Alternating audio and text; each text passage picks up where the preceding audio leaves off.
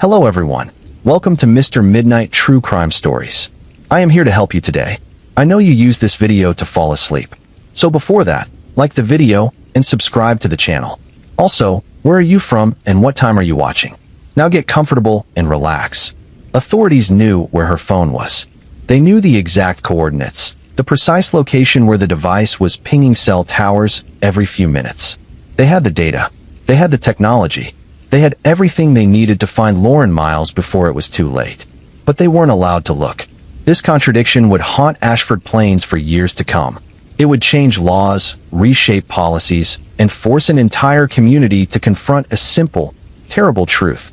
Sometimes the systems designed to protect us become the very things that fail us most catastrophically. Lauren Miles was 23 years old when she disappeared. She wasn't running from anything. She wasn't involved in anything dangerous. She was simply living her life in the quiet, unremarkable way that most young people do in small Midwestern cities. Ashford Plains wasn't the kind of place where terrible things happened.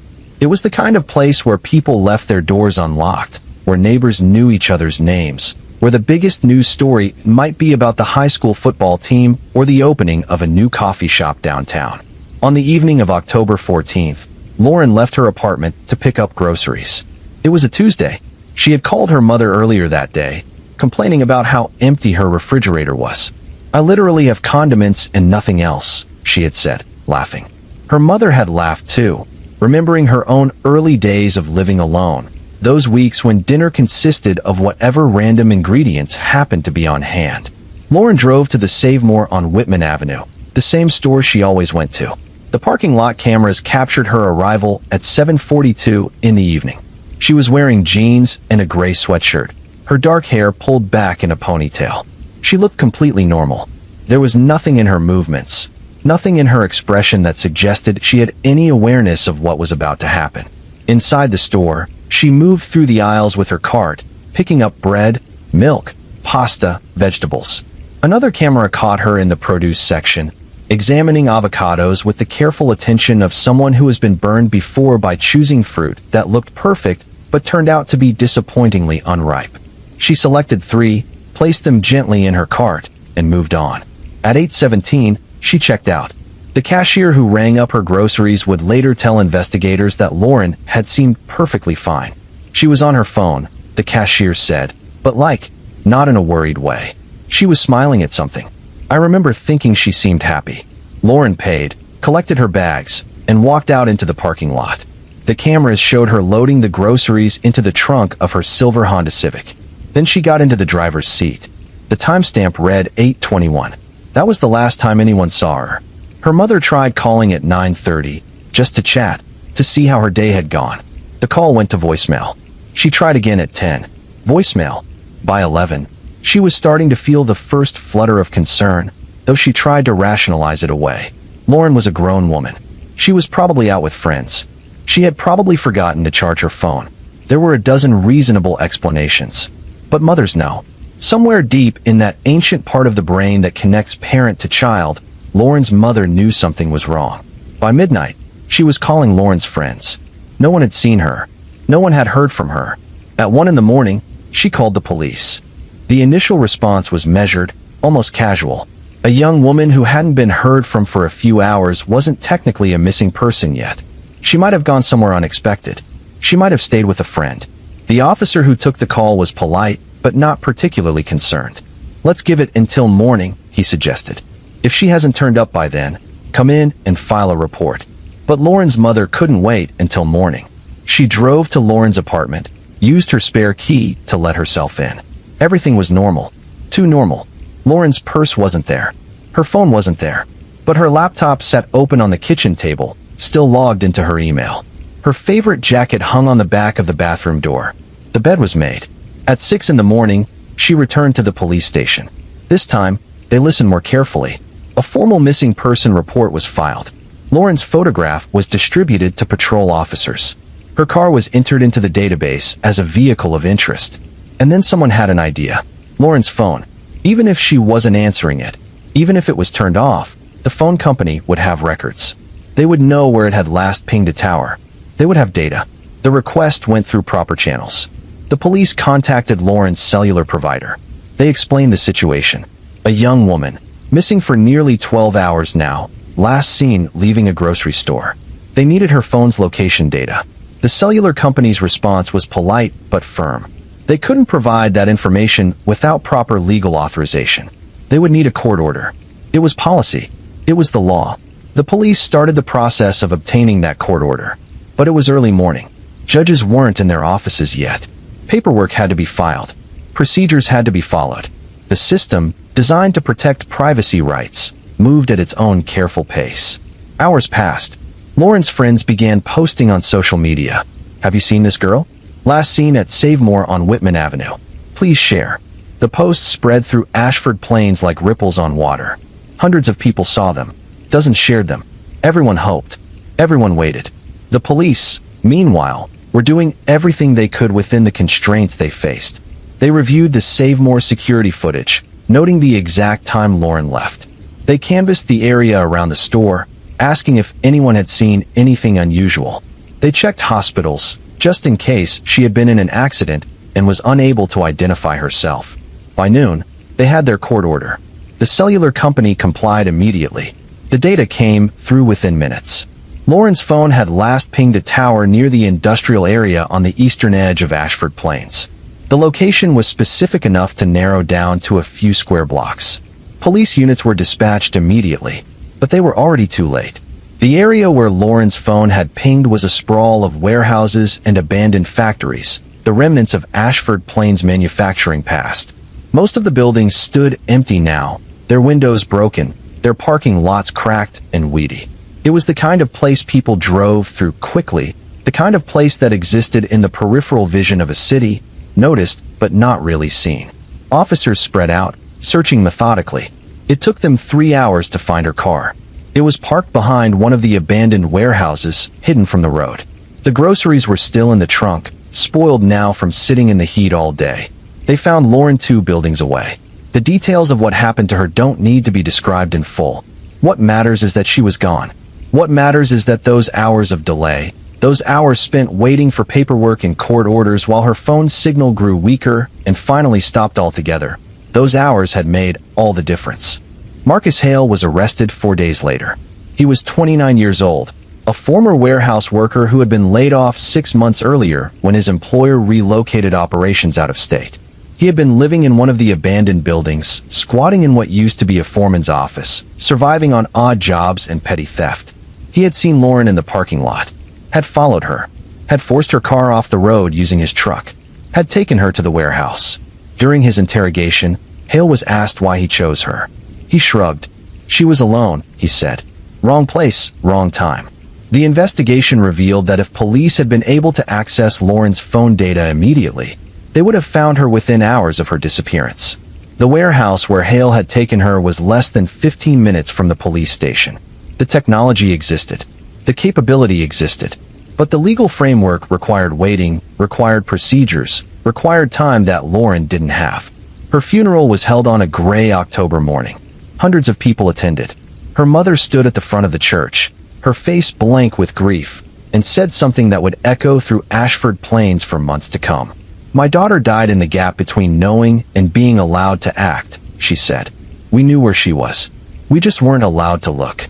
The local news picked up the story, then the regional news, then the national media. Lauren Miles became a name that people across the country recognized, a symbol of the sometimes fatal disconnect between technology and law, between capability and permission. Lawmakers took notice. In Ashford Plains, in the state capital, in Washington, D.C., people began asking questions. How many cases like this existed? How many people had died because emergency data was locked behind legal procedures designed for different circumstances? A bill was introduced in the state legislature.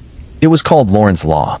It created an emergency exception to standard privacy protections, allowing law enforcement to access cellular location data in cases of imminent danger without waiting for a court order. The data access would be temporary.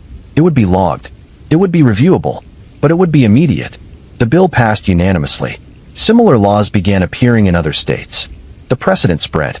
The legal landscape shifted, shaped by the absence of a 23-year-old woman who had just wanted to buy groceries. Marcus Hale was convicted of first-degree murder. He was sentenced to life without the possibility of parole.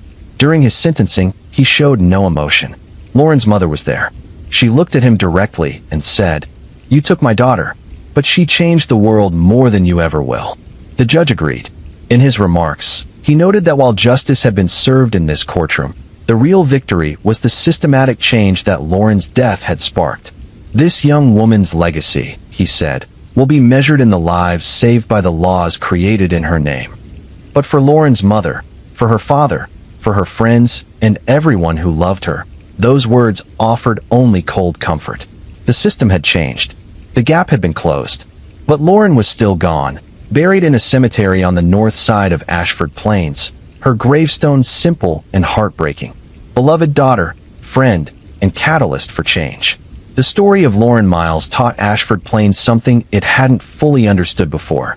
Systems, no matter how well-intentioned, are only as good as their ability to respond when seconds matter. Privacy protections are important. Legal procedures are important. But so is the recognition that sometimes, waiting for permission means waiting too long. Lauren was gone. But the system she exposed was still alive, still evolving, still trying to find the balance between rights and response, between protection and action. Her story was just the beginning. 3,000 miles away, in a coastal city where the ocean met crumbling colonial architecture, another story was unfolding. Puerto Loma sat on the edge of a continent, a place where languages mixed and cultures blended, where modern high-rises stood blocks away from centuries-old churches. It was beautiful in the way that complicated places often are, full of contradictions and history and the constant sound of the sea. Elena Vargas lived on the fourth floor of an apartment building in the San Miguel district. She was 31 years old, a graphic designer who worked mostly from home, creating logos and websites for small businesses throughout the city. Her neighbors knew her as quiet and polite, the kind of person who always held the elevator door and smiled when you passed her in the hallway. She had been married for 3 years. Her husband, Daniel, worked in finance, traveling frequently for meetings with clients in other cities.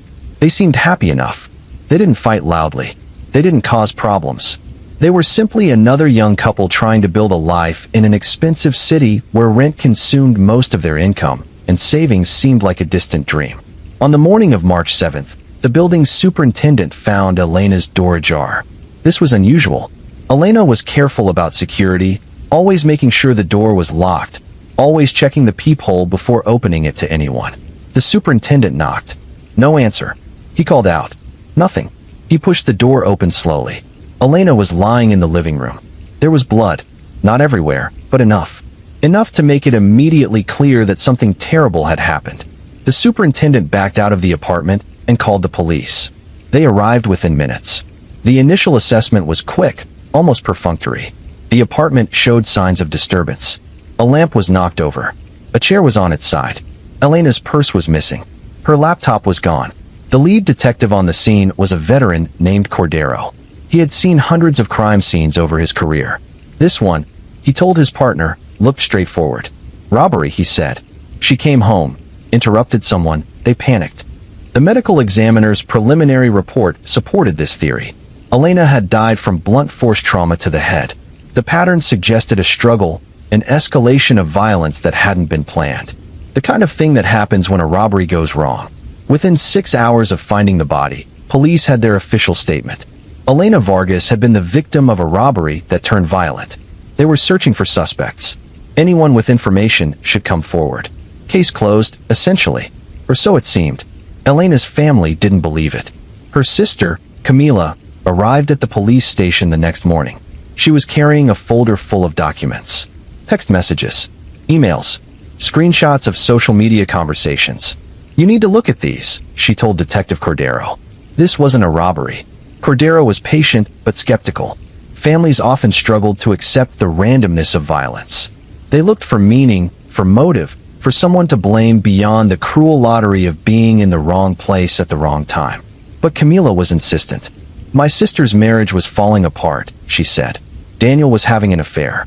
She was planning to leave him. They fought about money constantly. Cordero looked through the documents. The text messages showed tension, certainly. Arguments about bills, about Daniel's travel schedule, about things that every married couple argues about. but nothing that seemed to point toward murder. With respect, Cordero said, marital problems are common. That doesn't mean. She told me she was afraid of him. Camila interrupted. 2 weeks ago, she said he'd been acting strange. Aggressive. Did she report this to anyone? No. She was embarrassed.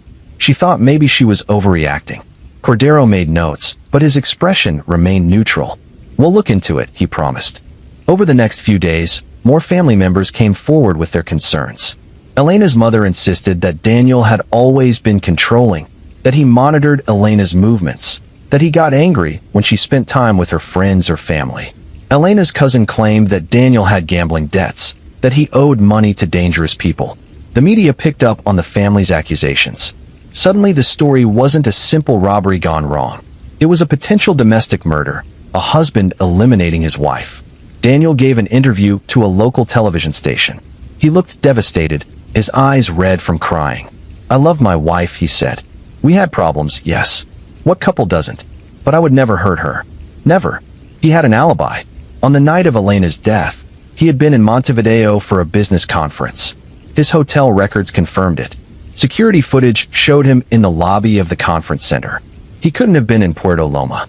But the family wasn't satisfied. He hired someone, Camila said publicly. He paid someone to kill her. The police investigated this possibility. They looked into Daniel's finances. They interviewed his colleagues. They traced his movements in the weeks leading up to Elena's death. They found nothing that suggested he had hired a killer. And yet, doubt remained. The surveillance footage from Elena's building showed something interesting. On the evening of her death, 3 people had entered the building who didn't live there. One was a food delivery driver, confirmed by his uniform and the order receipt. Another was a woman visiting her boyfriend on the 2nd floor. The third was a man in a dark jacket who entered at 6:47 in the evening and left at 7:21.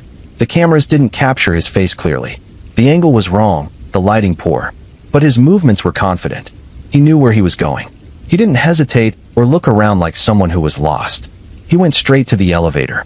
Elena's apartment was on the 4th floor. The elevator footage showed the man pressing the button for the 4th floor. Then the footage had a gap. The camera had malfunctioned for exactly 18 minutes, from 7:03 to 7:21. When it came back online, the elevator was empty. This gap felt significant. Too convenient. Too precise. The building's security company was questioned. Was the camera malfunction real, or could it have been caused deliberately? The technician who examined the system said it was impossible to tell. These cameras are old, he said. They glitch all the time. Detective Cordero stood in Elena's apartment a week after her death, trying to see what the initial assessment might have missed. The apartment had been cleaned by a professional service hired by the landlord, eager to rent the space again. But Cordero walked through it anyway, visualizing the scene. If this was a robbery, why take only the laptop and purse? Why not take the television, the sound system, the jewelry box that sat in plain sight on the bedroom dresser? If the thief was surprised by Elena coming home, why would they have time to grab specific items, but not just run? And if this was a hired killing, why make it look like a robbery at all? Professional killers didn't usually stage scenes. They did the job and left. Unless, Cordero thought, the staging was part of the job. Make it look like a robbery. Make it look random. Give the husband an alibi. He requested phone records for Daniel's cell. The records showed normal activity. Calls to colleagues. Calls to his hotel. Nothing suspicious. But there was a pattern that caught Cordero's attention. In the 3 months before Elena's death, Daniel had received calls from a prepaid phone number. The calls were brief, never more than a minute or two. The prepaid number was never used to call anyone else. Cordero tried to trace the prepaid phone. It had been purchased with cash at a convenience store. The store's security footage from that date had been recorded over weeks ago. Dead end. Camila organized a press conference. She stood in front of reporters with her family behind her and said, "We know Daniel killed our sister. Maybe he didn't hold the weapon, but he arranged it. He orchestrated it. And the police are letting him get away with it." Daniel responded with his own press conference. His lawyer stood beside him, advising him to say nothing, but Daniel insisted. "I am not a murderer," he said, his voice shaking with either grief or anger or both. "I loved Elena. I will grieve her for the rest of my life. These accusations are destroying me." Public opinion fractured. Some people believed the family. The circumstances were too suspicious, they said. The husband always does it. Others believed Daniel. He had an alibi. There was no evidence. Grief was making the family irrational. The investigation continued for months. Every lead ended in uncertainty. Every piece of evidence could be interpreted two ways. The man in the dark jacket on the surveillance footage was never identified. The prepaid phone calls remained unexplained, but not necessarily incriminating. Eventually, without enough evidence to charge anyone, the case went cold. Not officially closed, but no longer active. Elena's family held vigils. They posted on social media, keeping her memory alive, keeping pressure on the police to do more. Daniel moved away from Puerto Loma. He sold the apartment, sold most of his possessions, and relocated to another country entirely. Some saw this as the action of a guilty man fleeing judgment. Others saw it as a grieving widower trying to escape the constant accusations and scrutiny. The truth, whatever it was, remained elusive. Elena was gone. The circumstances of her death sat in that uncomfortable space between suspicious and provable, between intuition and evidence. Detective Cordero retired 2 years later. In his final interview with a local newspaper, he was asked about unsolved cases that haunted him. He mentioned Elena Vargas. "I don't know what happened in that apartment," he admitted. "I have theories. We all do. But theories aren't justice. And her family deserves more than theories. Sometimes justice doesn't fail loudly. Sometimes it doesn't fail with dramatic courtroom acquittals or obvious corruption. Sometimes it just fades, gradually and quietly, until a case becomes another file in storage, another name that fewer and fewer people remember." Elena Vargas remained a mystery. Her family remained convinced. Daniel remained free. And in Puerto Loma, when people told stories about unsolved crimes, about cases that went wrong, her name always came up. Not as a warning, exactly. More as a reminder that sometimes there are no satisfying answers. Sometimes the truth fractures into multiple versions, and no amount of investigation can piece it back together into something solid and certain. The case taught something important about the nature of justice. It isn't always a clear verdict. It isn't always resolution. Sometimes it's just the effort itself, the refusal to forget, the insistence that a life mattered even when the circumstances of its ending remained disputed. Elena's sister Camila continued to post about her every year on the anniversary of her death. The posts got fewer likes over time, fewer comments, as public attention drifted to newer tragedies and more recent mysteries. But Camila kept posting, kept remembering, kept insisting that her sister's death meant something more than the official report suggested. And maybe that persistence was its own kind of justice. Not the kind handed down from a judge, not the kind that comes with prison sentences and closed case files, but the kind that refuses to let someone be forgotten, refuses to let uncertainty become indifference. In Puerto Loma, the ocean keeps moving against the shore. The colonial buildings keep standing. Life continues with all its contradictions. And somewhere in the city records, in a filing cabinet in the police headquarters, Elena Vargas's case file sits waiting for evidence that may never come. Mara Whitfield had always wanted to see the world through a camera lens. Not the sanitized, staged version that appeared in travel magazines, but the real texture of daily life. The weathered hands of a street vendor arranging fruit. The light filtering through laundry hanging between apartment buildings. The expression on a grandmother's face as she watched children play in a dusty plaza. At 27, Mara had saved enough money from her work as a freelance photographer to fund 6 months of solo travel. Her plan was loose, intentional in its flexibility. She would go where opportunities led her, stay in places until they stopped revealing new stories, then move on. No schedules, no tours, just her camera, and the generous patience of strangers willing to let her document their worlds. Carsava was supposed to be a brief stop. The city sat at a cultural crossroads, a place where East met West in architecture and food and the cadence of conversation on street corners.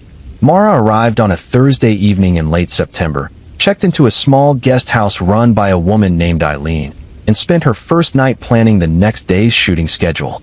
She loved the golden hour, that brief window before sunset when everything glowed with warm light. The next morning, she woke early, drank the strong coffee Eileen prepared, and spent the day walking through Carsava's old quarter, taking photographs of doorways and shadows and the way light moved across ancient stone walls. Her Instagram posts from those first few days showed a young woman completely in her element. She was smiling in selfies taken in front of ornate fountains. She was crouched low to capture the perfect angle of a cat sleeping in a window. She was happy. She messaged her parents regularly. "This place is incredible," she wrote. "The people are so kind. I could stay here for weeks." Her father joked back, "Just remember to come home eventually." "I promise," Mara replied. "This isn't goodbye, just see you later." On her fifth evening in Karsava, Mara told Eileen that she wanted to photograph the old textile market as it closed for the day.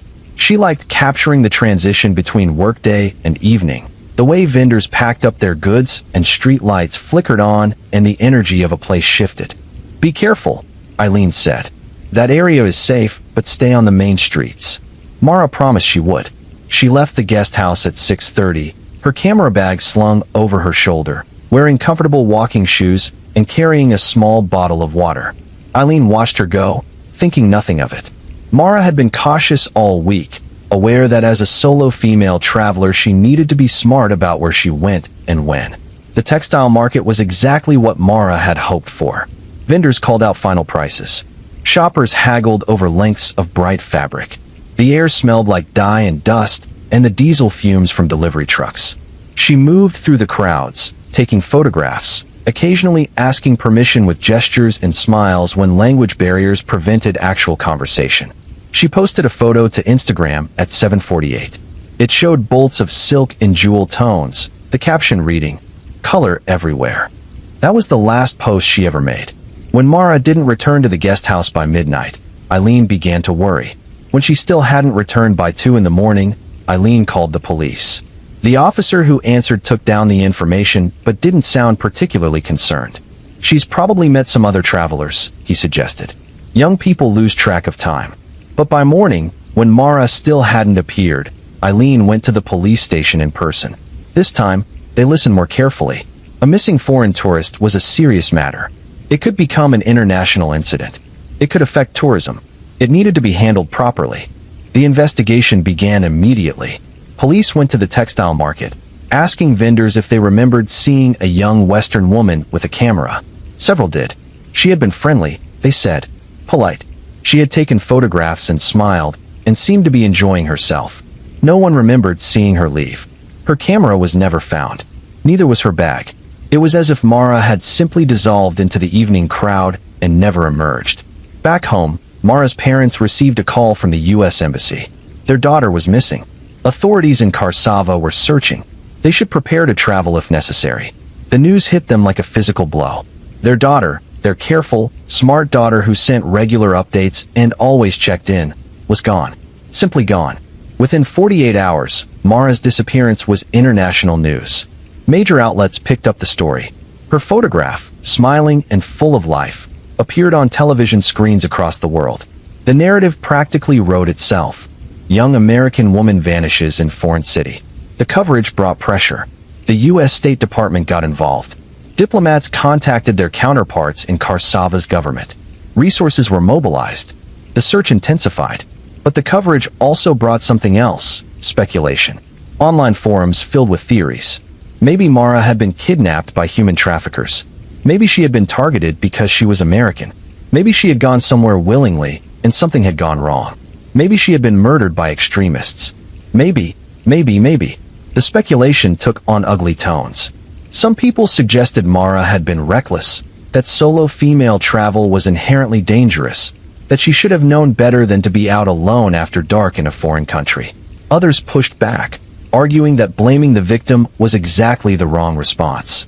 In Karsava, the public reaction was different. Many locals were offended by the international coverage, which portrayed their city as dangerous and backward.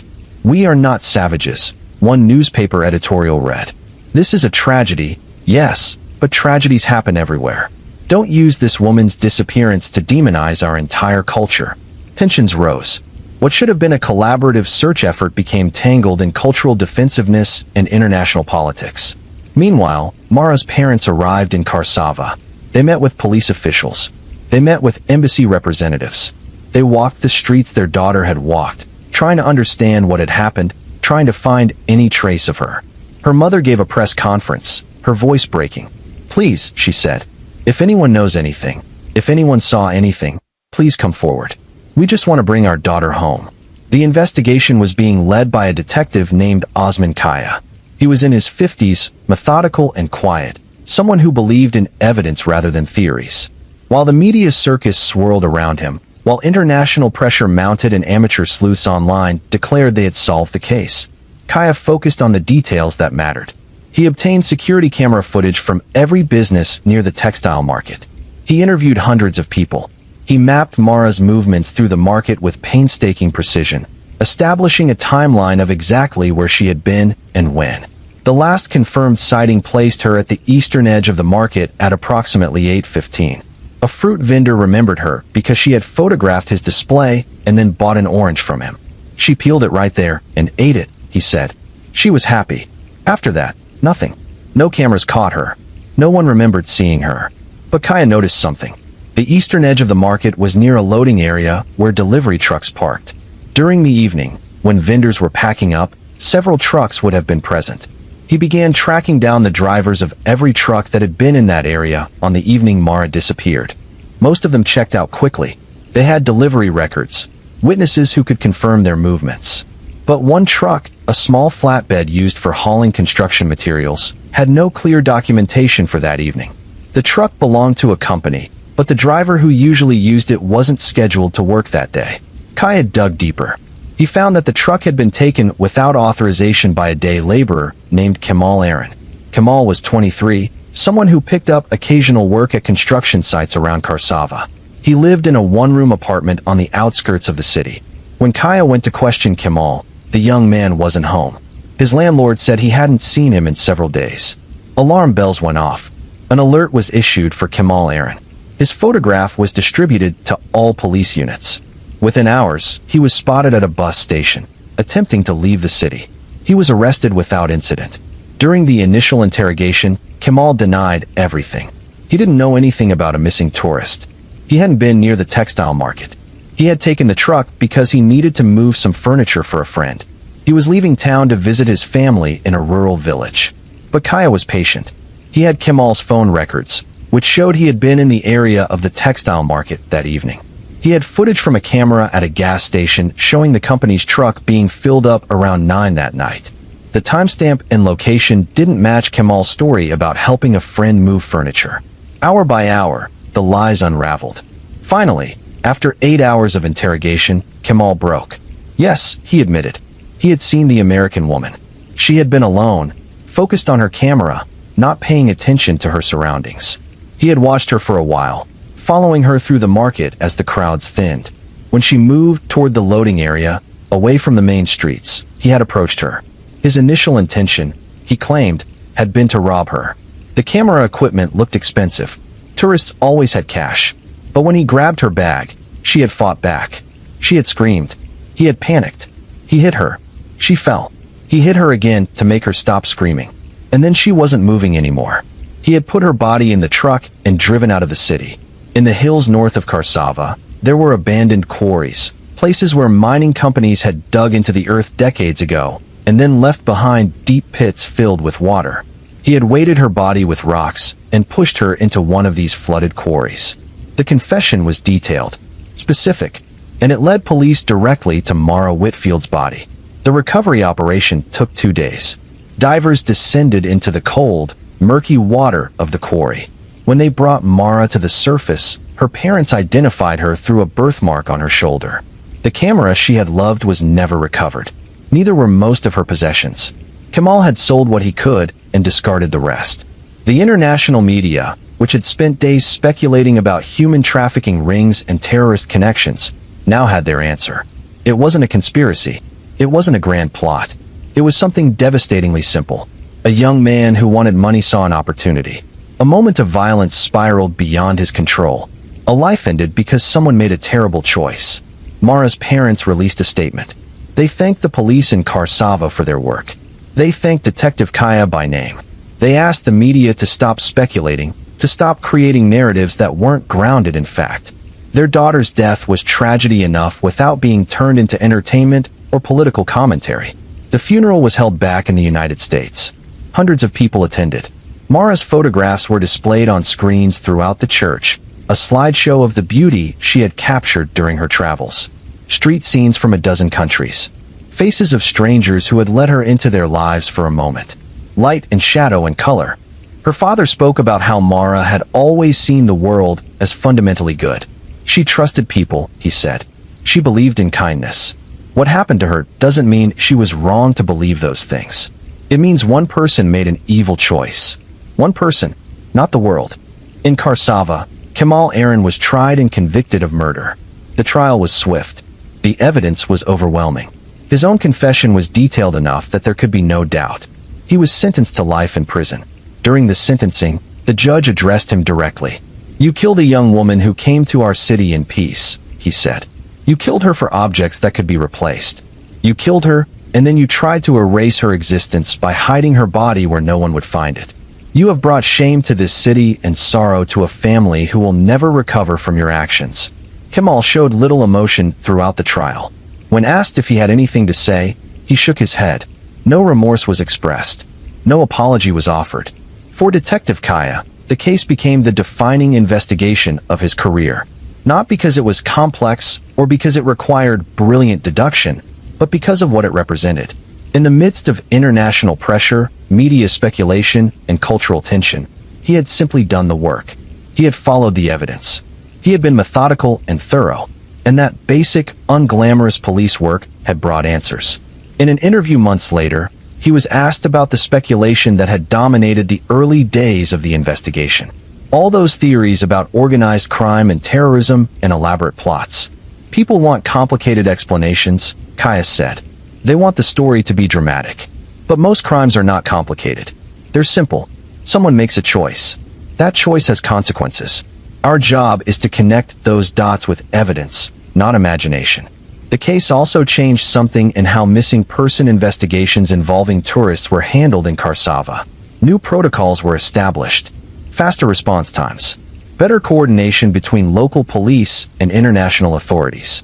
Cultural sensitivity training for officers who would be interfacing with foreign families. Mara's death had sparked anger and fear and speculation. But in its aftermath, it also sparked improvement. The systems designed to help people in danger became more responsive, more efficient. Not because of political pressure or international demands, but because the people doing the work saw the gaps and chose to fill them. Eileen, the guest house owner who had hosted Mara during her last days, struggled with guilt for months. She replayed their final conversation over and over. Should she have insisted Mara not go out alone? Should she have warned her more forcefully about specific areas to avoid? But Mara's mother contacted her directly. They spoke on the phone for nearly an hour. "You were kind to my daughter," Mara's mother said.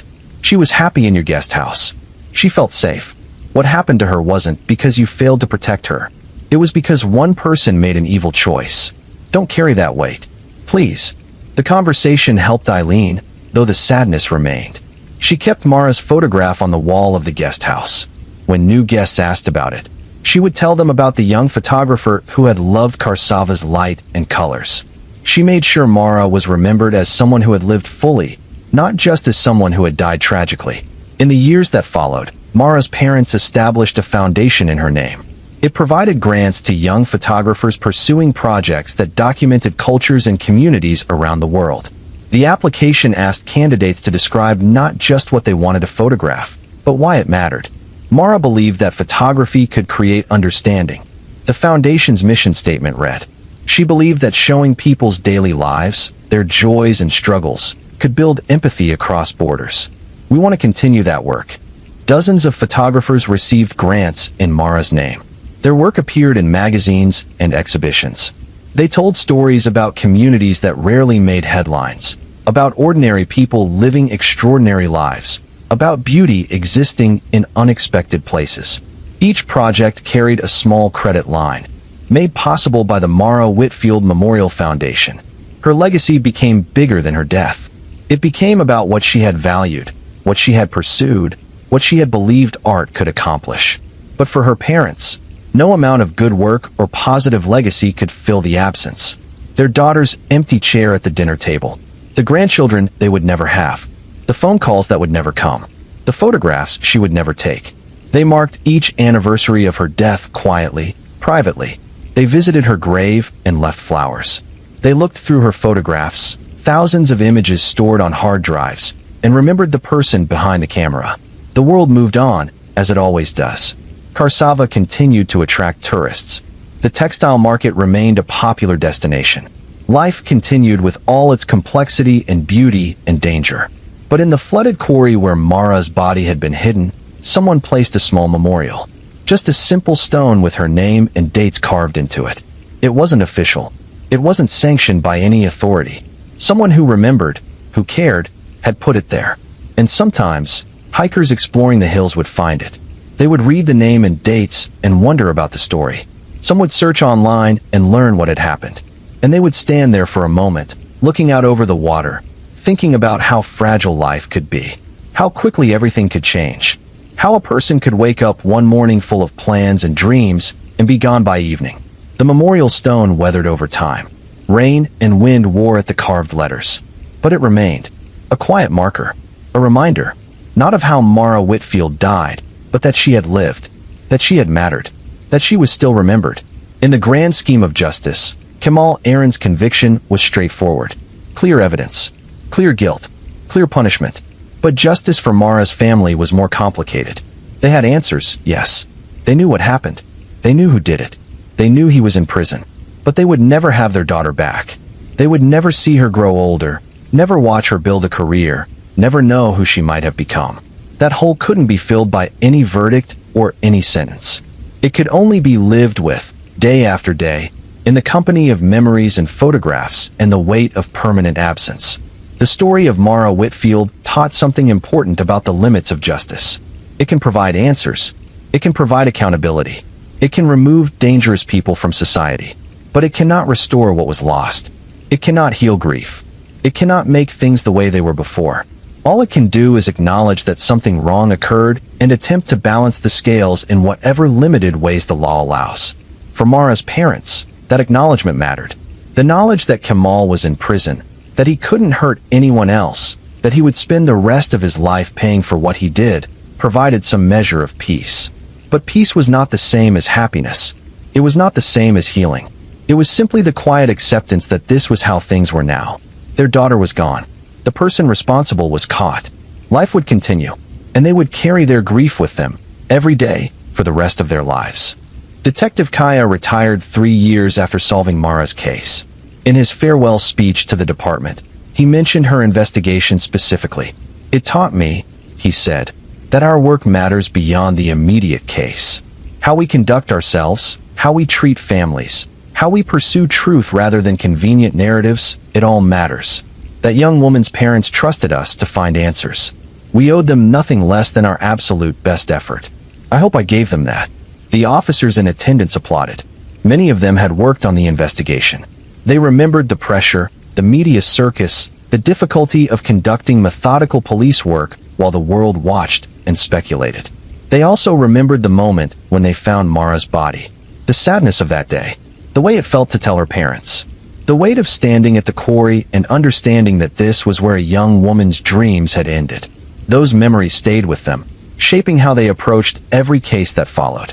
For 1,000 miles away, in a medium-sized American city, something very different was unfolding.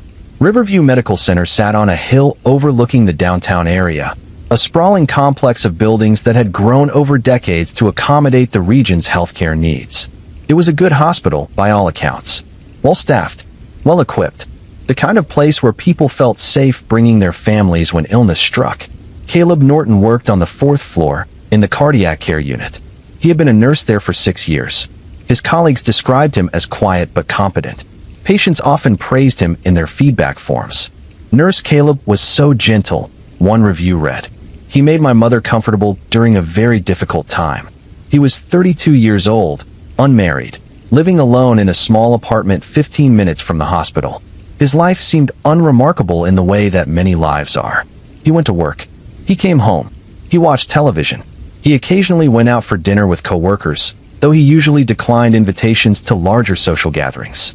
If you had asked his supervisor to describe him, she would have said he was reliable, always on time, never complained, did his job without drama or fuss. The kind of employee every manager hopes for. What she didn't know, what no one knew, was that Caleb Norton was killing patients. Not many at first. One here, one there, spread out over months. Always patients who were already seriously ill. Always patients whose deaths wouldn't seem suspicious given their medical conditions. Heart attack victims who had second arrests. Stroke patients whose conditions deteriorated. Cancer patients whose bodies finally gave up the fight. The deaths were noted in charts. Families grieved. Funerals were held. And the hospital continued its work, saving lives and losing others in the natural rhythm of medical care. But the rhythm wasn't entirely natural. The first person to notice something odd was Dr. Patricia Chun, a cardiologist who had been at Riverview for 15 years.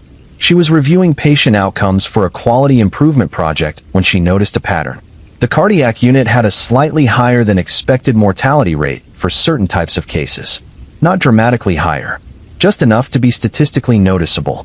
She mentioned it to her department head. "It's probably nothing," she said. "Small sample size, natural variation. But I thought someone should know." The department head looked at the data. He agreed it was likely nothing, but decided to have the quality assurance team do a deeper review. Best to be thorough. The quality assurance review took 3 months.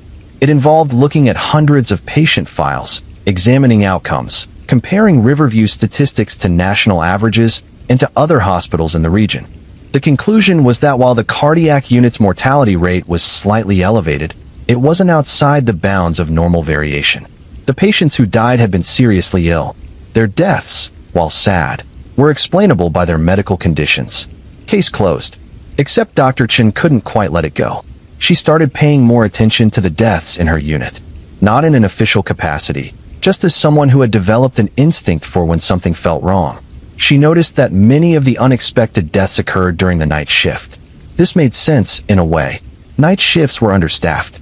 Patients were more vulnerable. If someone's condition was going to deteriorate, it often happened in those quiet hours before dawn. But there was another pattern.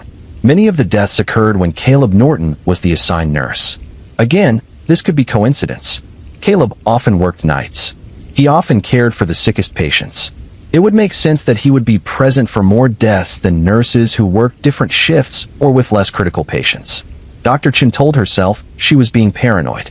There was no reason to suspect Caleb of anything. He was a good nurse. Patients liked him. His documentation was thorough, but the feeling wouldn't go away.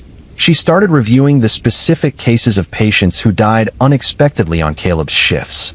She looked at their vital signs in the hours before death. She examined the medications they had received.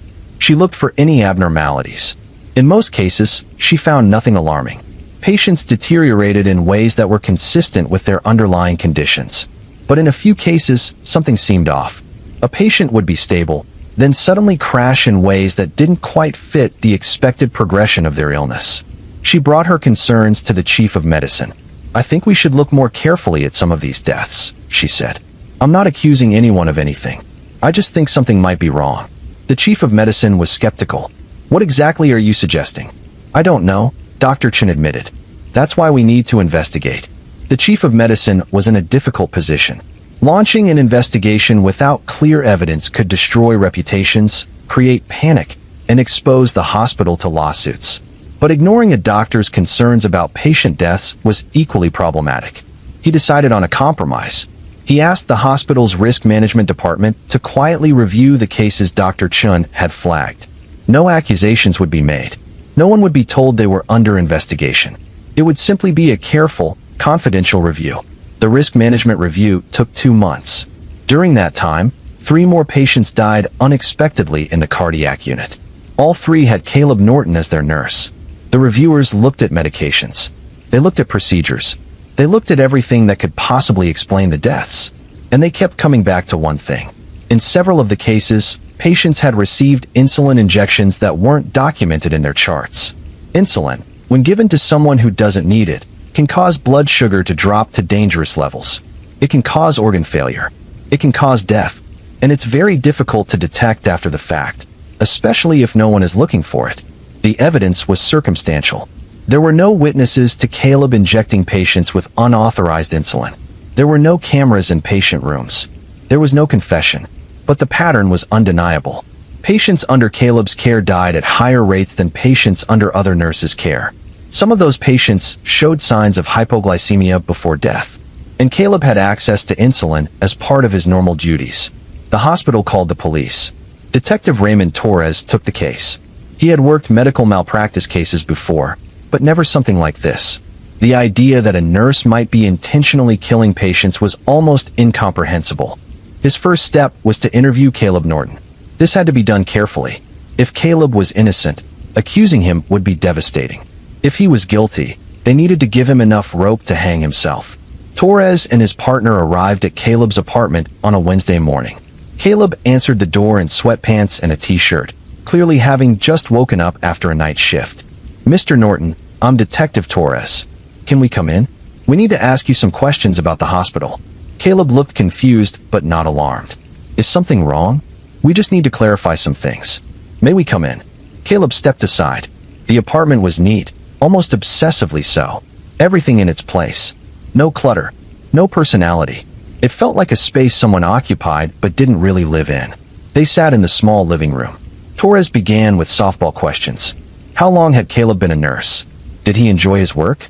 What was it like working in the cardiac unit? Caleb answered easily. Yes, he enjoyed nursing. It was rewarding to help people. The cardiac unit was challenging, but he felt like he was making a difference. Then Torres shifted.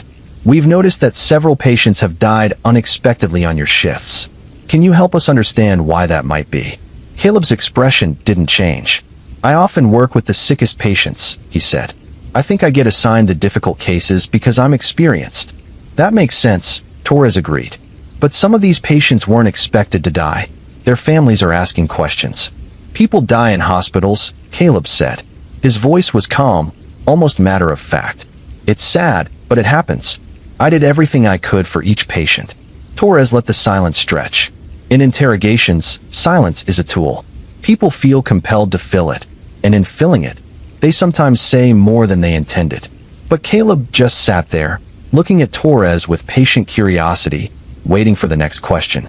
Torres tried a different approach. "We found some irregularities with insulin administration. Can you walk me through your procedures for handling insulin?" "I follow hospital protocol," Caleb said. "Insulin is documented every time it's administered. The patient's blood sugar is checked first. Everything is recorded. But what if someone wanted to give insulin without documenting it? Would that be possible?" Caleb tilted his head slightly. "I suppose anything is possible. But why would someone do that? You tell me." Caleb smiled. It was a small smile, barely there, but it made Torres' skin crawl. "I wouldn't know, Detective. I follow the rules." The interview continued for another hour. Torres asked the same questions in different ways. He probed for inconsistencies. He watched Caleb's body language for any sign of stress or deception. Caleb remained unervingly calm throughout. Finally, Torres decided to be direct. "Mr. Norton, we believe you may have been involved in the deaths of several patients. We're going to need you to come to the station for further questioning." Caleb stood up. "Am I under arrest?" "Not at this time, but we strongly encourage you to cooperate." "I think I should call a lawyer," Caleb said. That was the end of the interview. Torres left frustrated. He had hoped to get Caleb talking, hoped the man would make a mistake or let something slip. But Caleb had been too controlled, too careful. The investigation intensified. Police obtained warrants for Caleb's phone records, his bank statements, his internet search history. They interviewed every nurse and doctor who had worked with him. They talked to patients' families, asking if they remembered anything unusual about Caleb's care. Most people had nothing but positive things to say. He was kind, they said, attentive. He seemed to genuinely care about the patients. But a few people remembered small odd things. One family member recalled Caleb being in the patient's room late at night when there was no clear reason for him to be there. Another remembered him giving an injection and then leaving quickly without explaining what it was for. None of this was proof. All of it was concerning. Meanwhile, the hospital suspended Caleb pending the investigation. He couldn't work. He couldn't enter the building. His access to all hospital systems was revoked. He hired a lawyer, a defense attorney named Michael Brennan, who specialized in medical malpractice cases. Brennan's advice was simple. Say nothing. Admit nothing. Make the police prove their case. For weeks, the investigation seemed stalled. The evidence was circumstantial. Without a confession or witnesses, prosecutors weren't sure they could get a conviction. Then investigators got access to Caleb's personal laptop. In his internet search history, going back years, they found searches for insulin overdoses, for symptoms of hypoglycemia, for how long insulin remained detectable in a body after death, for famous cases of medical professionals who killed patients. They found journal entries describing his feelings of power when patients died under his care, descriptions of watching the life fade from someone's eyes, reflections on who deserved to live and who didn't. It was all there. A detailed record of his thoughts, his motivations, his kills. The journal entries were chilling in their calm rationality. Caleb didn't write like someone consumed by rage or madness. He wrote like someone documenting a hobby. Each entry was dated, organized, methodical. February 12th. Patient in 447 was in pain all night. Kept calling for the nurse, demanding more medication. Some people don't know when it's time to let go. Gave 20 units at 0300. Vitals dropped by 0345. Called code at 0347. Time of death 0359. Family will be relieved, even if they don't know it yet. March 8th. New admit, transfer from ICU. Prognosis poor. Family seems exhausted from weeks of bedside vigils. Did them a kindness tonight. They'll mourn, but they'll also sleep. April 22nd. Difficult patient today. Rude to staff. Demanding. Complained about everything. Some people don't deserve the care they receive. Made the decision at 0200. No one will miss him. There were dozens of entries. When investigators cross-referenced the dates with hospital records, each entry corresponded to a patient death. The math was horrifying. Over 6 years, Caleb Norton had killed at least 43 people, possibly more. Armed with this evidence, prosecutors charged him with first-degree murder. Multiple counts. The case was airtight now. The journal provided clear intent, clear premeditation, clear admission. Caleb's lawyer knew there was no defense. The best he could do was negotiate a plea deal to avoid the death penalty. After lengthy discussions with prosecutors, a deal was reached. Caleb would plead guilty to all charges in exchange for life in prison without parole. The plea hearing was heavily attended. Families of victims filled the courtroom. Many had no idea their loved ones had been murdered until the investigation revealed the truth. Their grief was layered now, complicated by the knowledge that the deaths they had accepted as natural were actually homicides. When asked if he wanted to make a statement, Caleb stood. He looked at the families in the gallery. His expression was neutral, almost bored. "I did what I thought was right at the time," he said. "Some of those patients were suffering. Some of them were never going to get better. I made decisions that someone had to make." There were gasps from the gallery. Shouting. The judge called for order. Caleb continued, his voice steady. "I'm not asking for forgiveness. I'm just explaining. I controlled when and how they died. That's more than most people get. At least it was peaceful." "That's enough," the judge said sharply. But Caleb wasn't finished. "The system is broken. People are kept alive long past the point where their lives have any quality. They're in pain. Their families are in agony watching them suffer. I provided a service. Mr. Norton, sit down." Caleb sat. The judge addressed him directly. "You have committed some of the most egregious violations of trust one have encountered in my career. You were given the sacred responsibility of caring for vulnerable people. Instead of healing, you killed. Instead of comfort, you brought death. You have devastated families. You have destroyed trust in institutions. You have violated every oath you ever took." The sentence was pronounced. Life without parole, multiple consecutive life sentences. Caleb would die in prison. As he was let out of the courtroom, Caleb looked back at the families one more time. He didn't look remorseful. He didn't look angry. He looked satisfied, like someone who had completed a difficult task and done it well. In the aftermath, Riverview Medical Center faced enormous scrutiny. How had this gone undetected for 6 years? Why had early warning signs been dismissed? What failures and oversight had allowed a serial killer to operate freely in a hospital? The hospital commissioned an independent review. The findings were damning. Red flags had been present for years, but were explained away. Statistical anomalies were dismissed as normal variation. Concerns raised by staff were not taken seriously enough. The review made dozens of recommendations. New monitoring systems for patient deaths. Mandatory investigation protocols when mortality rates exceed certain thresholds. Better training for staff to recognize and report suspicious patterns. anonymous reporting systems for concerns about colleagues. But the damage was done. Several families filed lawsuits. The hospital's reputation suffered. Staff members who had worked alongside Caleb struggled with guilt and horror. How had they not known? How had they worked next to a killer and never suspected? Dr. Chun, the cardiologist who first raised concerns, gave an interview to a medical journal about the case.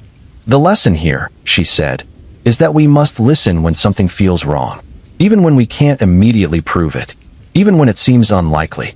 Trust in institutions is important, but blind trust is dangerous." The nursing community grappled with Caleb's crimes. He had violated everything the profession stood for. Nursing was about care, about healing, about advocacy for patients. What he had done was the darkest possible inversion of those values. Professional organizations issued statements condemning his actions. They emphasized that Caleb Norton did not represent nursing, that his crimes were an aberration, that the vast majority of nurses were dedicated, ethical professionals who would never harm a patient. But the stain remained. For years afterward, whenever someone mentioned Riverview Medical Center, people remembered. The hospital where a nurse killed dozens of patients. The place where trust had been so catastrophically broken. For the families, there was no adequate response. No apology could undo what had been done. No settlement could bring back their loved ones. Many of them had said goodbye to parents or spouses or siblings, believing those deaths were natural, peaceful, inevitable. Now they knew the truth. Their loved ones had been murdered. The grief they thought they had processed had to be experienced all over again, this time with the added weight of betrayal. Some families found solace in support groups, connecting with others who understood the unique pain of losing someone to a medical professional's crimes. Others withdrew, unable to process what had happened. One daughter whose mother had died under Caleb's care spoke at a victims' rights conference. "The hardest part," she said, "is that I thanked him. After my mother died, I thanked Nurse Caleb for taking such good care of her. I told him he had made her final hours comfortable, and he smiled and said it was his pleasure. He smiled, knowing what he had done, accepting my gratitude for murdering my mother." She paused, composing herself. "I don't know how to carry that. I don't know how to live with the knowledge that I thanked my mother's killer." The psychological impact rippled outward. Patients at hospitals across the country became more suspicious, more fearful. They questioned medication. They asked more questions about who was caring for them and why. The implicit trust that makes healthcare function became strained. This was perhaps Caleb Norton's most lasting damage. Not just the 43 lives he took, but the erosion of trust his actions caused. Every patient who now worried whether their nurse could be trusted. Every family member who wondered whether a loved one's death was truly natural. Caleb himself showed no signs of remorse in prison. According to reports from correctional officers, he was a model prisoner. Quiet, compliant. He read medical journals in his cell. He sometimes wrote letters to medical ethics journals, offering his perspective on end-of-life care. The journals never published them. Psychologists who evaluated him struggled to categorize his motivations. He didn't fit the typical profile of a healthcare serial killer. He wasn't motivated by sexual gratification. He didn't seek attention. He didn't have a God complex in the traditional sense. What he had was a deep, disturbing belief that he knew better than nature, better than family members, better than the patients themselves, when life should end. He saw suffering and decided to eliminate it. He saw burdensome patients and decided to relieve the burden. He appointed himself judge and executioner, all while maintaining the gentle, caring demeanor that made people trust him. One psychologist's report concluded, "Subject demonstrates profound empathy deficits masked by learned social behaviors. He understands intellectually that others suffer, but does not experience appropriate emotional response." His actions were driven not by sadism, but by a utilitarian calculus in which he weighted lives and found some wanting. This makes him particularly dangerous, as he genuinely believes his actions were rational and even beneficial. The report recommended he never be released under any circumstances. The court agreed. Detective Torres, who had led the investigation, retired 2 years after Caleb's conviction. In his final interview with the department newsletter, he was asked what case had affected him most deeply. "Caleb Norton," he said without hesitation. "Not because of the difficulty of solving it, but because of what it revealed. Evil doesn't always look like we expect. Sometimes it looks gentle. Sometimes it sounds reasonable. Sometimes it wears scrubs and speaks softly to patients. That's the most frightening thing I learned in my career. The worst people aren't always obviously monstrous. The cardiac unit at Riverview Medical Center never fully recovered its former atmosphere. Even with new staff, new protocols, new leadership, the history remained. Nurses who worked there felt the weight of it. Patients asked about it. The deaths Caleb Norton caused had changed the space permanently. Eventually, the hospital reorganized. The cardiac unit was moved to a different floor. The old unit was converted to administrative offices. It was an acknowledgement that some places carry too much trauma to continue functioning as they were.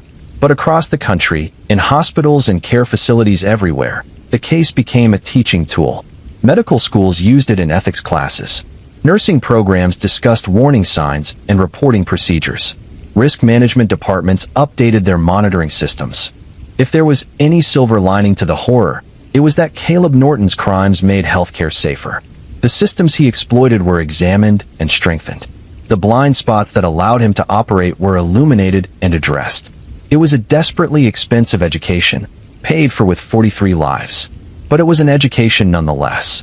Families of victims gathered on the anniversary of Caleb's sentencing. Not every family, but enough. They met at a park near the hospital and planted trees. One for each victim. A grove of remembrance, with small plaques bearing names and dates. It wasn't justice exactly. Justice had been served in court. This was something else. This was memory. This was refusal to let the victims be defined only by how they died. The plaques included brief descriptions chosen by families. Beloved grandmother. Devoted father. Kind friend. Not victims. People. If you like the video, make sure you subscribe and comment where you're from. We are building a community here at Mr. Midnight True Crime Stories, and I would love to hear from you. On the other side of the country, in a quiet suburban neighborhood where kids rode bikes in cul-de-sacs and families waved to each other from porches, an 8-year-old girl woke up to something moving in her bedroom. It was late, past midnight. Hannah Reed had gone to bed hours earlier, tired from a day of playing with friends and doing homework and all the normal activities of childhood. The movement she sensed wasn't a dream. Someone was there. She opened her eyes fully and saw a figure standing near her closet. The nightlight her parents left on cast enough glow for her to see the silhouette, but not details. For a moment, her brain couldn't process what she was seeing. This was her room. This was her safe space. Nothing bad happened here. Then the figure moved toward her bed, and her body understood before her mind did. She tried to scream, but a hand clamped over her mouth. She tried to fight, but she was small, and the person was strong, and within seconds she was being dragged from her bed toward the window. Hannah bit the hand covering her mouth. Hard. The person cursed, yanking their hand back. In that brief moment of freedom, Hannah screamed as loud as she could. The scream woke her parents. Her father bolted from their bedroom down the hall. Hannah's door was closed, which was wrong because they always left it slightly open. He threw it open and saw a man climbing out the window, Hannah struggling in his arms. Her father crossed the room in 3 steps and grabbed Hannah, pulling her back. The man let go and disappeared into the darkness outside. Hannah fell to the floor, gasping and crying. Her mother appeared in the doorway, phone already dialing 911. Her father looked out the window into the backyard, but saw nothing. The man was gone. Police arrived within minutes. The house became a crime scene. Investigators examined the window, finding marks where a screen had been cut and removed. They looked for fingerprints, for footprints in the yard, for any physical evidence the intruder had left behind. They found DNA under Hannah's fingernails where she had scratched at the person trying to take her. They found a partial shoe print in the flower bed beneath her window. They found fibers on the windowsill that didn't match anything in the house. Hannah, still shaking and terrified, couldn't speak. The trauma had locked her voice somewhere deep inside. But when investigators gave her paper and crayons, she drew. A man with a baseball cap. A shirt with words on it, though she couldn't read what they said in the darkness. Shoes with a particular pattern on the sole. Her drawings were preserved carefully. Every detail mattered. The DNA was entered into the national database. No matches. The shoe print was compared against known patterns. It was a common brand, sold in thousands of stores.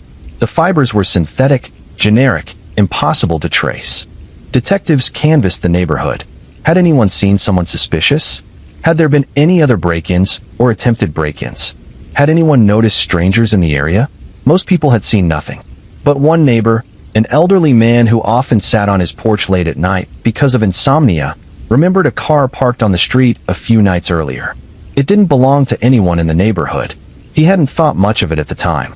People visiting friends, he assumed. He described the car as best he could. Dark-colored, maybe blue or black. Older model sedan. He hadn't caught the license plate. It wasn't much, but investigators added it to their file.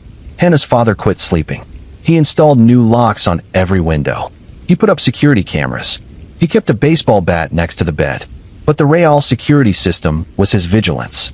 He checked on Hannah every hour through the night, making sure she was safe, making sure no one was trying to take her again. Hannah started therapy. The therapist was gentle and patient, working slowly to help Hannah process what had happened. Over weeks, Hannah's voice returned. She could talk about normal things. School, friends, her favorite TV shows. But she couldn't talk about that night. When the therapist tried to approach the subject, Hannah would shut down, retreating into silence. The investigation continued, but leads dried up. Without a match in the DNA database, without witnesses who could identify the intruder, without any clear motive or pattern connecting the attack to other crimes, detectives had nowhere to go. The case went cold, but the DNA sample was preserved. The evidence was cataloged and stored. Hannah's drawings were kept in the file. Someday, investigators hoped, there would be a break. Technology would improve. Someone would be arrested for something else, and their DNA would match. Something would shake loose. Years passed. Hannah grew up. She went to middle school, then high school. She made friends and joined clubs, and lived her life. But that night was always there, a shadow that never fully lifted. She was afraid of the dark. She couldn't sleep with her window open. She had nightmares about hands reaching for her. She didn't talk about it much. Her parents knew. Her therapist knew. But to the rest of the world, Hannah was just a normal kid growing into a normal teenager growing into a normal young woman. When she was 19, she moved away for college. Her parents struggled with letting her go, worried about her safety, worried about being far away if she needed them. But Hannah insisted. She needed to prove to herself that she could be independent, that one night of terror wouldn't define her entire existence. At 23, she graduated with a degree in psychology. She wanted to help other trauma survivors. She wanted to turn her pain into something useful. At 28, she got married. At 30, she had a daughter of her own. And when her daughter turned 8, the same age Hannah had been when the attack happened, something shifted. The fear that had been manageable became overwhelming. Every night, she checked and rechecked the locks. She installed cameras. She barely slept. Her husband gently suggested she talk to someone. Hannah returned to therapy, working through the renewed intensity of her trauma. And during one session, she mentioned something she had never said before. "I wish I knew who he was," she said. "I wish I could look him in the face and ask why. Why me? What was he planning to do? Did he go on to hurt other children? Is he still out there?" Her therapist asked if she wanted to contact the police to see if there had been any developments in her case. Hannah hadn't thought about that possibility in years. The case was cold. She assumed it would stay cold forever. But she agreed to reach out. She called the police department in her hometown. The detective who had worked her case originally was long retired. But the case was still in the system. A young detective named Allison Park took her call. "I remember this case," Park said. "I reviewed it when I joined the cold case unit last year. The DNA sample is still preserved. Has there been any progress?" Hannah asked, not really expecting good news. "Actually," Park said, "there might be. We have new technology now. Genetic genealogy. It's the same technique they used to catch the Golden State Killer. We upload the DNA to public genealogy databases and look for familial matches. It's a long shot, but if you're willing, I'd like to try." Hannah agreed immediately. The process took months. The DNA sample was sent to a specialized laboratory. Analysts uploaded the genetic profile to public databases, searching for relatives of the person who had left DNA under Hannah's fingernails 30 years earlier. They got a hit. Not a direct match, but a third cousin match. From there, genealogists began building a family tree, working backward and forward through generations, identifying people who could be the contributor of the DNA sample. The tree narrowed to a specific branch of the family, then to a specific generation, then to 3 possible individuals who would have been the right age and living in the right area at the time of the attack. Two of the three were already dead. The third was a man named Leon Briggs, now 57 years old, living in a small town 2 states away. Detective Park and her team began investigating Leon Briggs. He had a criminal record. Minor stuff when he was younger. Petty theft. Vandalism. A domestic violence charge that was later dropped. Nothing that would have put his DNA in the national database, but enough to paint a picture of someone who had brushed against the law repeatedly. He was married with children. He worked in construction. To his neighbors, he seemed ordinary. Maybe a little gruff, but harmless. Park needed to confirm the DNA match before making an arrest. She arranged for surveillance on Leon. When he threw away a coffee cup at a gas station, officers retrieved it. The DNA from the cup was compared to the DNA from Hannah's case. It was a match. 30 years after climbing through Hannah Reed's window and trying to abduct her, Leon Briggs was arrested. The arrest made regional news. Man arrested in decades-old attempted abduction case, thanks to genetic genealogy. Hannah's name wasn't mentioned. She was a minor at the time, and her identity was protected. But Hannah knew. Detective Park called her personally to tell her they had him. Hannah sat in her kitchen, phone pressed to her ear, and felt something she hadn't expected. Not relief exactly. Not closure. Something stranger and more complicated. After 30 years of wondering, she had an answer. After 30 years of fearing a nameless shadow, the shadow had a name and a face and a life story. Leon Briggs was charged with attempted kidnapping, breaking and entering, and assault. Because of the severity of the crime and the use of genetic genealogy evidence, the case attracted significant attention from legal scholars and the media. Leon's defense attorney argued that genetic genealogy was an invasion of privacy, that using public databases in this way violated his client's rights.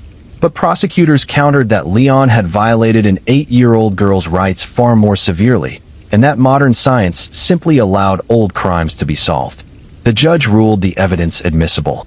Faced with undeniable DNA evidence, Leon's attorney advised him to negotiate a plea deal. Leon initially refused. He claimed he had never been in that neighborhood, never seen Hannah Reed, never committed the crime. But the DNA didn't lie. Eventually, he accepted a plea deal. 25 years in prison. Given his age, it was likely a life sentence. At the sentencing hearing, the judge asked if Hannah wanted to give a victim impact statement. She had the option to submit it in writing or to deliver it in person. She chose to be there. She stood in the courtroom and looked at Leon Briggs for the first time. He was older now, gray-haired and heavier than the shadow she remembered from childhood. He didn't look like a monster. He looked like someone's tired uncle. "I was 8 years old," Hannah said. Her voice was steady but her hands shook. "I was sleeping in my own bed, in my own house, in my own room. You cut through my window screen and you tried to take me. I don't know what you planned to do. I don't know if I want to know. But you tried to steal my childhood. You tried to steal my safety. You tried to steal me." She paused. Leon was looking down at the table, not meeting her eyes. "I spent 30 years afraid," Hannah continued. "Afraid of the dark. Afraid of being alone. Afraid of sleeping with my window open. Every man with a baseball cap made my heart race. Every strange car on my street made me panic. You didn't just hurt me that one night. You hurt me every day after." Her voice grew stronger. "But I survived. I survived and I built a life. I got an education. I got married. I had a child of my own. And when my daughter was born, I made a promise. I promised that I would be strong for her the way I wish someone had been strong enough to catch you sooner. You didn't win. You failed that night, and you've been failing every day since while I kept living." She looked directly at him now, forcing him to meet her eyes. "I forgive you," she said. The words surprised even her. She hadn't planned to say them. But standing there, seeing this aging man who had terrorized her childhood reduced to a defendant in handcuffs, she found she didn't want to carry hatred anymore. "I forgive you because holding on to anger has cost me enough already. But forgiveness doesn't mean what you did was okay. It means I'm choosing peace over poison." She sat down. Her husband, sitting in the gallery, wiped tears from his eyes. Her parents, now elderly themselves, held each other's hands. The judge sentenced Leon Briggs to 25 years. "You have caused immeasurable harm," he said. "Not just to this victim, but to her family and to the community that lived in fear wondering if an abductor was among them. The only mercy I see in this case is that Miss Reed survived and has shown remarkable strength." As Leon was led away, he looked back at Hannah one time. Their eyes met. She couldn't read his expression. Regret? Shame? Emptiness? She would never know, and she decided that was okay. His interior life wasn't her responsibility to understand. After the sentencing, Detective Park spoke with Hannah privately. "I know this took a long time," Park said. "I'm sorry you had to wait 30 years. "The important thing is you didn't give up," Hannah replied. "Someone kept that evidence. Someone kept the case file active. Someone cared enough to try new technology when it became available. That matters." The case became a landmark example of how genetic genealogy could solve cold cases. Police departments across the country began reviewing old files, identifying cases with preserved DNA that could potentially be solved using similar techniques. Dozens of cases were solved in the following years. Rapes from decades earlier, murders that had gone unsolved, abductions that had ended in tragedy. In each case, families got answers they had waited years or decades to receive. But the use of genetic genealogy also sparked debate about privacy. When people uploaded their DNA to genealogy websites to learn about their ancestry, they weren't necessarily consenting to have that information used to identify criminal relatives.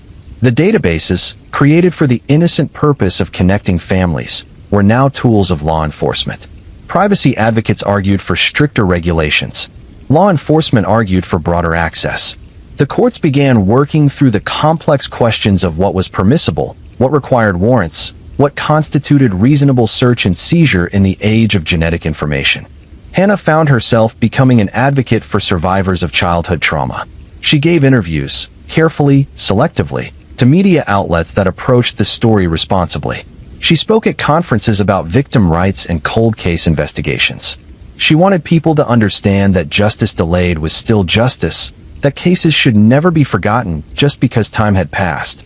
"There are thousands of cases like mine," she told one interviewer. "Thousands of people living with unanswered questions about who hurt them and why. Every one of those cases deserves attention. Every one of those victims deserves to know that someone is still trying to find answers." Her advocacy led to legislation in several states requiring law enforcement to preserve DNA evidence from violent crimes indefinitely.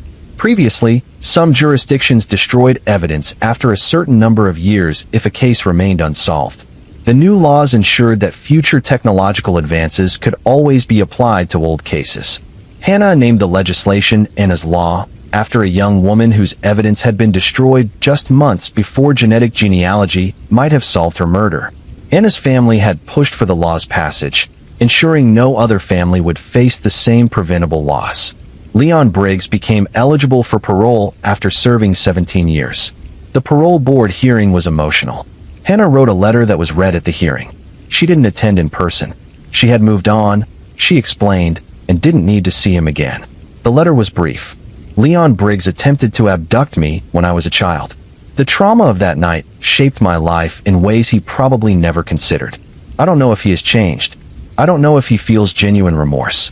What I know is that he committed a serious violent crime against a child, and society benefits from keeping dangerous people separate until we can be confident they no longer pose a threat. I defer to the expertise of the board, but I ask that you consider carefully whether he has truly transformed or simply aged." The parole board denied his release. They would reconsider in 5 years. Hannah's daughter grew up knowing, in age-appropriate terms, what had happened to her mother. Hannah was careful about how she shared the story. She didn't want to terrify her daughter or make her paranoid. But she wanted her to understand that bad things could happen, that being careful was important, and that surviving difficult experiences was possible. "Something scary happened to me when I was little," Hannah told her daughter when she was 7. "But I got away and I was okay. And if anything ever scares you, you can always tell me. I'll believe you and I'll help you." Her daughter processed this information with the seriousness children often bring to important revelations. "Did they catch the bad person?" "Yes," Hannah said. "It took a long time, but yes." "Good," her daughter said, satisfied with this justice. Then she went back to playing with her dolls, the resilience of childhood allowing her to hold serious knowledge lightly. Hannah watched her daughter play and felt the weight of generational survival. She had lived through something terrible. She had carried trauma, but she had also healed enough to build a life, to raise a child, to contribute to making the world safer for others. That wasn't nothing. That was everything. In prison, Leon Briggs maintained his innocence to other inmates. despite having accepted the plea deal. He told anyone who would listen that the DNA evidence was contaminated, that he was framed, that he had been in the wrong place at the wrong time. But the prison psychologist's report told a different story. During mandated therapy sessions, Leon had let his guard down occasionally. He had talked about urges he struggled with, attractions that he knew were wrong, fantasies that disturbed him but that he couldn't fully control. "Do you think you would have hurt the girl if you had successfully taken her?" the psychologist asked during one session. Leon was quiet for a long time. Finally, "I don't know. Maybe. Probably. What were you planning?" "I don't remember planning anything. I just saw her through the window, and I wanted. I don't know what I wanted. It wasn't sexual. It was more like possession, like wanting to own something." "And you recognize that's wrong?" "Now I do. Then, I don't think I thought about it in terms of right or wrong. I just acted." The psychologist's report concluded that Leon showed some capacity for insight, but remained a significant risk for reoffending if released. His particular pathology, desire for control and possession of vulnerable individuals, was unlikely to be resolved through age alone. The report recommended against early release. Hannah, reading a summary of this report years later through a victim notification program, felt a complicated mix of emotions. Validation that her instinct about danger had been correct. Sadness that Leon had apparently struggled with these urges for his entire adult life and never sought help before acting on them. Anger that he hadn't been caught sooner, before he could potentially harm others. Because that was the question that haunted her. Had there been others? Other children he had watched? Other windows he had climbed through? Had she been the first, or just the first time he was caught? Police had investigated that question thoroughly after his arrest. They looked for similar crimes in areas where Leon had lived. They interviewed people who knew him. They searched his home and property for any evidence of other victims. They found nothing conclusive. If there were other victims, they either didn't report it or the crimes went undetected.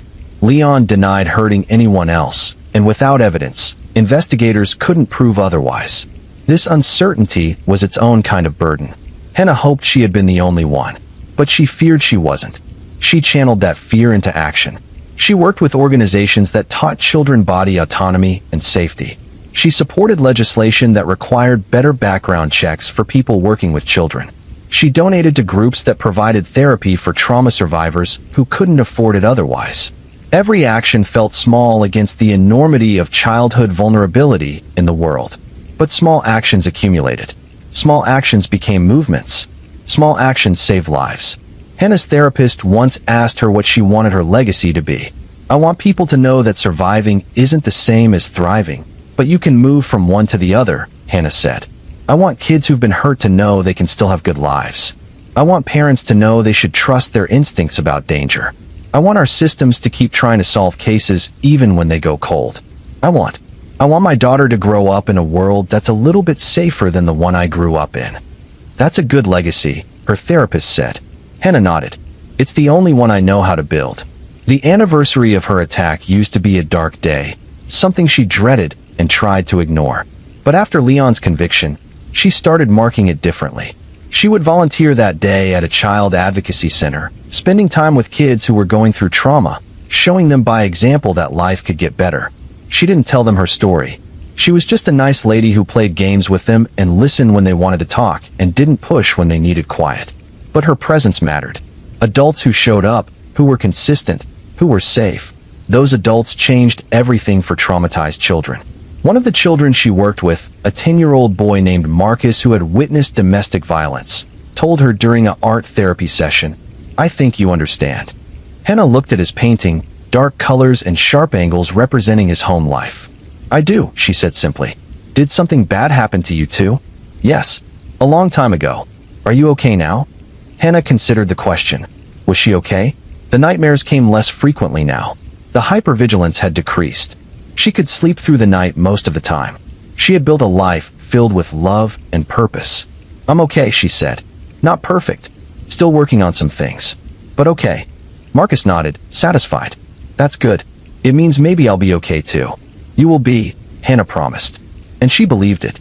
Trauma left marks, yes. But it didn't have to write the entire story. Leon Briggs would spend the rest of his life in prison.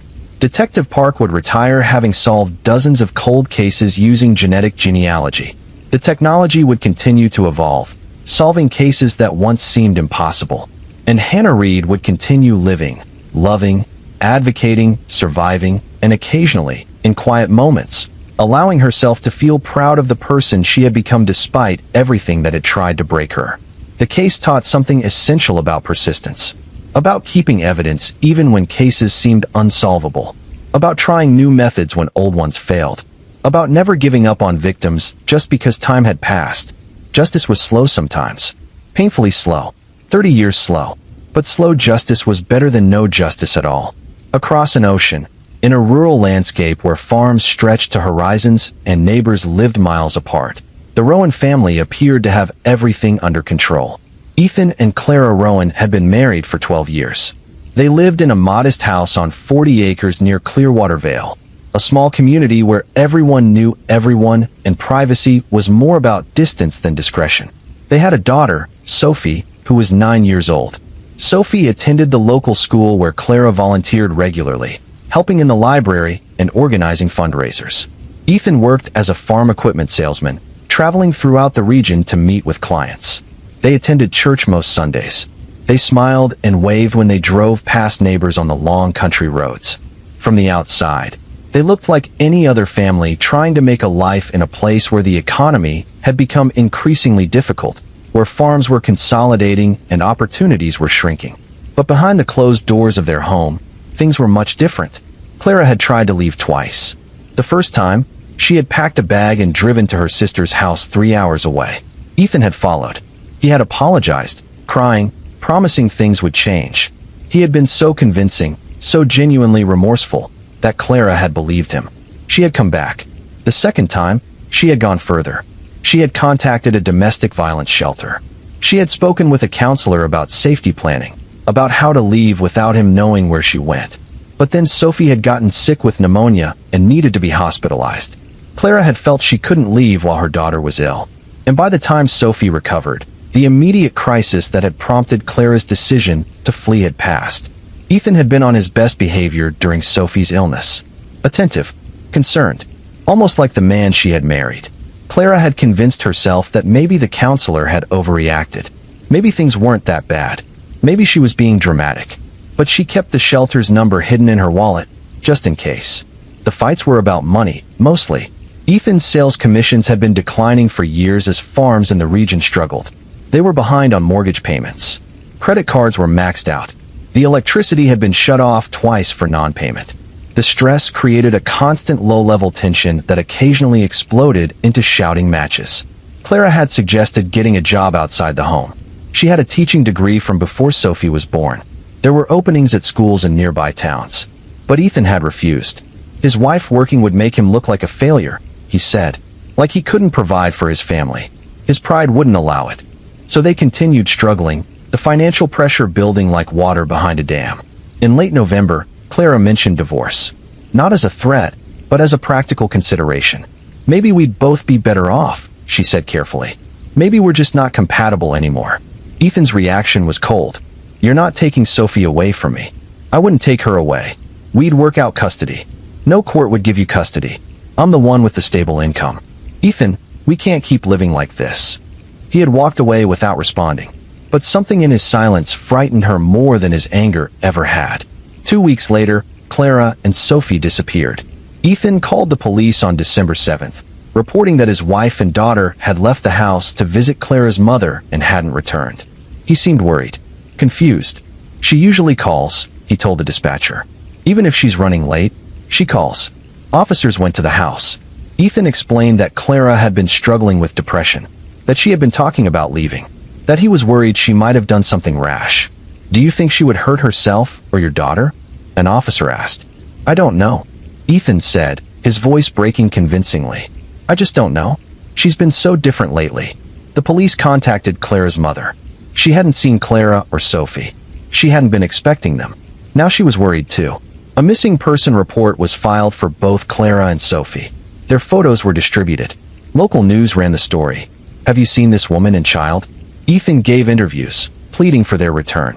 Clara, if you're watching this, please just let me know you're okay. We can work through whatever you're dealing with. Just come home. He looked like a concerned husband, a frightened father. He answered investigators' questions cooperatively. He gave them permission to search the house, the property, everything. The initial search found nothing suspicious. The house was neat. Clara's purse was gone, suggesting she had left voluntarily. Some of Sophie's clothes were missing. It appeared consistent with Ethan's story that they had left to visit family. But Clara's sister didn't believe it. She called investigators and told them about Clara's previous attempts to leave. About the fights. About Clara's fear. My sister wouldn't just disappear, she insisted. Something happened. Ethan did something. Investigators took the allegation seriously, but they needed evidence. They looked into Ethan's background more carefully. They interviewed neighbors. They examined the couple's financial records. The financial picture was worse than Ethan had suggested. They were deeply in debt. The house was in foreclosure. They were weeks away from losing everything. This gave Ethan motive. A messy divorce would mean splitting assets, even debt-ridden assets. It would mean child support payments he couldn't afford. It would mean Clara could testify about his behavior if there was any sort of custody dispute. But motive wasn't proof. The investigation widened. Police brought in cadaver dogs to search the property. The dogs alerted in several locations, but this was a farm. Animals died on farms. The alerts could have been from livestock or wildlife. Divers searched the creek that ran through the property. Nothing. Helicopters with thermal imaging flew over the surrounding fields. Nothing. Weeks passed. Then months. Clara and Sophie remained missing. Ethan continued maintaining his innocence, continued pleading on local news for their return. Then investigators caught a break. They were reviewing Ethan's phone records and noticed something. He had made several calls to a heavy equipment rental company in the days before reporting Clara missing. This seemed odd. Why would a farm equipment salesman need to rent equipment? They contacted the rental company. Ethan had rented an excavator. A large one. The kind used for digging deep holes or moving large amounts of earth. He had kept it for 3 days and returned it cleaned, but showing signs of heavy use. The property was already being actively investigated, but this changed the search parameters. Police focused on areas of recently disturbed earth. They brought in ground-penetrating radar. They examined satellite images from before and after Clara's disappearance, looking for changes to the landscape. On a remote corner of the property, near where the acreage bordered state forest land, they found an area that showed signs of excavation. The soil was slightly different in color and composition from surrounding areas. Vegetation was disturbed. They began digging. 6 feet down, they found Clara and Sophie. They had been wrapped in plastic sheeting and buried together, mother's arms around daughter, even in death. The medical examiner determined they had been killed by blunt force trauma to the head. Both of them. The injuries suggested a weapon like a hammer or heavy wrench. The deaths had been quick but violent. Ethan was arrested and charged with 2 counts of first-degree murder. During the interrogation, he maintained his innocence for hours. But when presented with the evidence, the excavator rental, the disturbed ground, the discovery of the bodies, he finally broke. "I didn't plan it," he said. I snapped. She was going to leave and take Sophie, and I couldn't. I couldn't let that happen. I couldn't lose them. So you killed them? I didn't mean to. It happened so fast. We were arguing, and I grabbed the hammer from the garage, and then Clara was on the ground, and Sophie was screaming, and I couldn't let her see me like that. I couldn't let her tell people. So he had killed his daughter too. To silence a witness. To hide his crime. What did you do after? Ethan described how he had wrapped their bodies and hidden them in the barn while he figured out what to do. How he had rented the excavator, digging the grave at night when no one could see. How he had buried them and then cleaned everything, getting rid of evidence, creating the story about them leaving voluntarily. I thought I had more time, he said. I thought by the time anyone found them, if they ever did, too much time would have passed to connect it to me. The confession was recorded. It was detailed. It was damning. The trial was relatively brief. The evidence was overwhelming. The confession eliminated any doubt. The jury deliberated for less than 3 hours before returning guilty verdicts on both counts. During the sentencing phase, Clara's family gave victim impact statements. Her mother spoke about losing her daughter and granddaughter. "They were everything to me," she said through tears. And he took them because his ego couldn't handle rejection, because he valued his pride more than their lives. Clara's sister spoke about the times Clara had tried to leave. The system failed her, she said. She reached out for help. She tried to protect herself and her daughter. But in the end, she was alone in that house with a man who decided she didn't have the right to choose her own life. The judge sentenced Ethan Rowan to life without parole on both counts, sentences to run consecutively. You murdered your wife because she wanted to exercise her fundamental right to leave an unhappy marriage, the judge said. Then you murdered your own child to cover up your crime. These actions demonstrate a level of selfishness and depravity that demands the harshest punishment available under law. As Ethan was led from the courtroom, he looked back at Clara's family one time. Clara's mother met his eyes and said, loud enough for everyone to hear, "I hope you think about what you did every single day for the rest of your miserable life." In the aftermath, the community of Clearwater Vale struggled to reconcile what had happened. The Rowans had seemed normal. They had been neighbors, acquaintances, familiar faces at the store and the post office. How had no one seen the warning signs? But domestic violence worked like that. It happened behind closed doors. It was hidden by carefully constructed facades. Abusers learned to control their image in public while exercising violence in private. The case prompted local organizations to increase their outreach about domestic violence resources. Churches started hosting information sessions about recognizing warning signs. The school where Clara had volunteered created a memorial scholarship in her and Sophie's names, awarded annually to a student pursuing education or social work. These efforts couldn't bring Clara and Sophie back, but they might save the next person who was trapped in a dangerous relationship and didn't know how to get out. Clara's sister became an advocate for domestic violence victims. She spoke at conferences and community events about her sister's story, not to sensationalize it, but to illustrate how common and how deadly intimate partner violence was. "My sister tried to leave twice," she would tell audiences. "She did what everyone says victims should do. She reached out for help. She made plans. But in the end, her abuser's determination to control her was stronger than the systems designed to protect her." We need better support for people trying to leave. We need faster responses from law enforcement. We need communities that look out for each other instead of assuming everything is fine behind closed doors. She pushed for legislative changes, stronger protective orders, better training for police responding to domestic violence calls, more funding for shelters, laws that allowed for emergency custody transfers when one parent posed a credible threat. Some of these initiatives passed. Others stalled in committees or were voted down due to funding concerns. But the conversation continued. Clara's name became associated with the push for better protections. Ethan's family struggled with their own grief and shame. His parents issued a statement after the trial. "We are horrified by what our son did.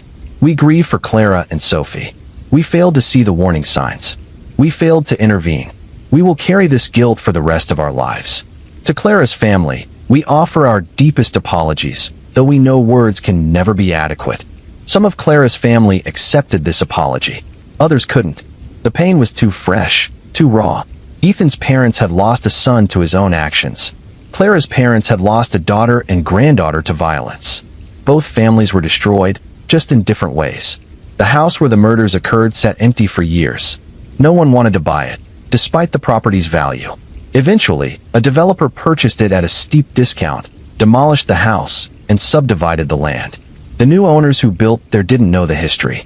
Or if they did, they made peace with it in whatever way people make peace with places where terrible things happened. The grave where Clara and Sophie had been buried became a crime scene, then was filled in and returned to nature. But Clara's family had their bodies moved to a cemetery near where Clara's mother lived. A double headstone marked their resting place. Mother and daughter, together in death as they had been in life. Sophie's classmates planted a tree at the school in her memory. Every year on her birthday, her teacher from that final year would bring her class outside to sit under the tree. They would talk about Sophie, keeping her memory alive, about her love of reading, about how she always shared her snacks, about her laugh. As the children grew older and moved on to other schools, the tradition faded. New students didn't know Sophie. The tree remained, growing taller each year, but the story behind it was gradually forgotten by everyone except those who had known her. Clara's mother visited the grave every week. She would sit on the bench nearby and talk to her daughter and granddaughter, telling them about family news, about flowers blooming in her garden, about nothing and everything. The one-sided conversations were her way of maintaining connection, of refusing to let death be the final word. "I miss you both so much," she would say. "The world is quieter without you in it." And it was. 2 voices silenced. 2 lives ended. All because one man valued control more than he valued the people he claimed to love. The case taught ugly truths about domestic violence. That it could happen anywhere, to anyone. That abusers were often charming in public. That financial stress could escalate danger. That leaving was often the most dangerous time. That children were sometimes killed not out of rage at them specifically, but as collateral damage or witnesses to be eliminated. These truths were uncomfortable. They challenged the notion that if someone was really being abused, they would just leave. They highlighted the reality that leaving often required resources, planning, and support that not everyone had access to. Clara had tried. She had wanted to leave.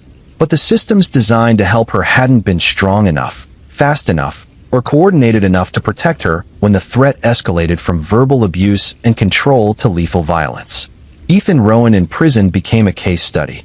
Psychologists interviewed him, trying to understand the mindset that led a father to kill his own child. His answers were chilling in their banality. "I loved Sophie," he would say, "but in that moment, she became a problem to be solved." I know how that sounds. I know it's monstrous. But that's the truth. She was a witness. She would have told people. I couldn't let that happen. The complete absence of protective instinct toward his daughter, the total override of parental love by self-preservation, disturbed even experienced forensic psychologists. Most people who killed in rage showed some remorse. Ethan showed analysis. He was diagnosed with narcissistic personality disorder with antisocial features.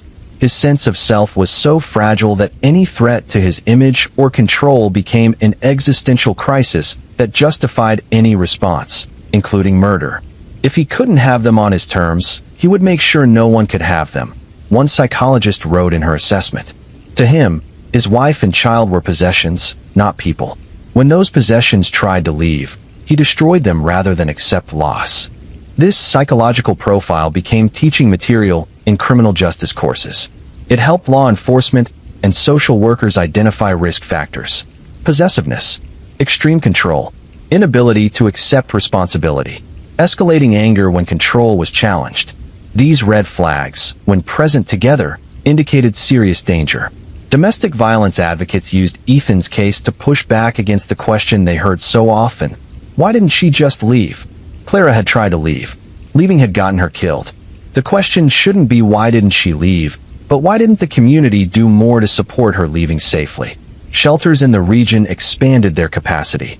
New protocols were developed for emergency protective custody of children when a parent was deemed dangerous. Judges received training on the lethality indicators in domestic violence cases. Would these changes have saved Clara and Sophie? Maybe. Maybe not. But they might save the next person. They might save someone else's daughter. Someone else's grandchild. That was the only meaning that could be extracted from such senseless deaths. Not justice, because justice couldn't restore life. But change. Improvement. Learning. Evolution of systems that had failed. Clara's sister carried a photo of Clara and Sophie in her wallet. Sometimes, giving presentations about domestic violence, she would show the photo to the audience. "This is who we failed," she would say. Not a statistic. Not a case number. A woman who loved books and gardening and her daughter. A little girl who wanted to be a veterinarian. Real people with real futures that were stolen. The human face on the statistics mattered. It prevented people from becoming numb to numbers. 2 women killed by intimate partners every week in the country. That number was almost too large to process. But Clara and Sophie, their specific faces, their specific story, that penetrated in ways statistics couldn't. Years after the murders, Clearwater Vale remained a quiet rural community. Farms continued operating, though there were fewer of them every year. People still knew their neighbors, still waved when they passed on country roads. But everyone who lived through the Rowan case carried it differently now. They paid more attention when someone seemed isolated. They asked more questions when a neighbor hadn't been seen in a while. They created networks of checking in, of being present, of not assuming that closed doors meant everything was fine. The community had been wounded by what happened. But like any wound, it tried to heal. Not by forgetting, but by growing protective scar tissue. By becoming more vigilant. By refusing to let such a failure happen again if awareness and intervention could prevent it. The Memorial Scholarship in Clara and Sophie's names funded 15 students over the years. Social workers, teachers, counselors, young people who wanted to help others, who wanted to prevent suffering, who wanted to build a world where violence wasn't the answer to conflict. Each recipient received a letter with their scholarship notification. The letter explained who Clara and Sophie were, what had happened to them, why this scholarship existed. "We hope you will carry their memory into your work," the letter concluded. "We hope you will be the person someone in danger can turn to. We hope you will be part of a generation that refuses to accept violence as inevitable." Most recipients kept the letter. They would look at it during difficult moments in their education or careers, when the work seemed overwhelming, when they questioned whether they could really make a difference. Clara and Sophie's deaths had rippled outward in ways that Ethan, buried in his narcissism and self-pity, could never comprehend. He had tried to eliminate them, to erase them, to make it as if they had never existed. But he had failed. They lived on in memory, in scholarships, in changed laws, in trained responders, in people who now knew what warning signs to watch for.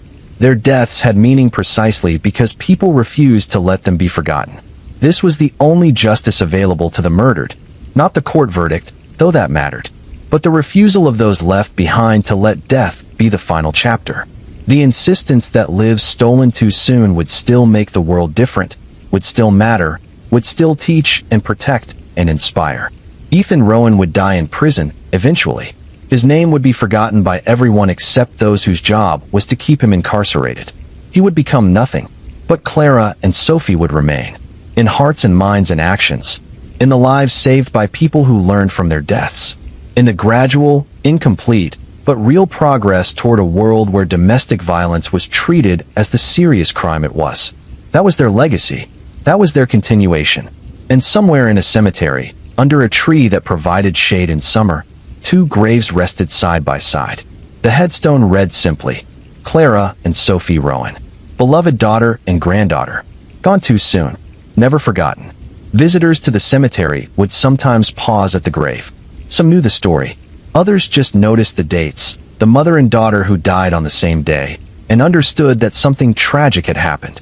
They would stand there for a moment in respect, for grief, for the reminder that life was fragile and precious, for the recognition that behind every headstone was a story, a loss, a ripple of consequences that extended far beyond the stone and grass. And then they would move on, carrying with them the brief encounter with mortality and injustice, letting it inform how they lived their own lives, how they treated their own families, how they showed up for their communities. This was how the dead continued to speak, through the living who listened, through the lessons that survivors insisted be learned, through the changes that tragedy demanded and that good people implemented. Clara and Sophie were gone, but their impact remained, spreading outward in ways that would touch people who never knew their names but benefited from the systems improved in their memory. That wasn't enough. It would never be enough, but it was something. And sometimes, something was all that grief and rage and sorrow could be transformed into. On a different continent, in a city where wealth created its own geography and rules, another kind of violence was unfolding behind gates and high walls. The address was prestigious. The family was known. Their name appeared on charity donor lists and business news articles.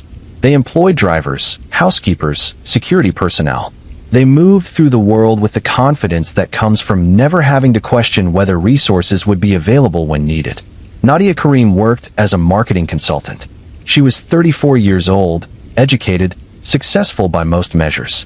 She came from a middle-class family, had put herself through university, had built a career through competence and hard work. When she met Ryan Koresh at a business conference, she was charmed by his attention. He was handsome, articulate, from a family whose wealth went back generations.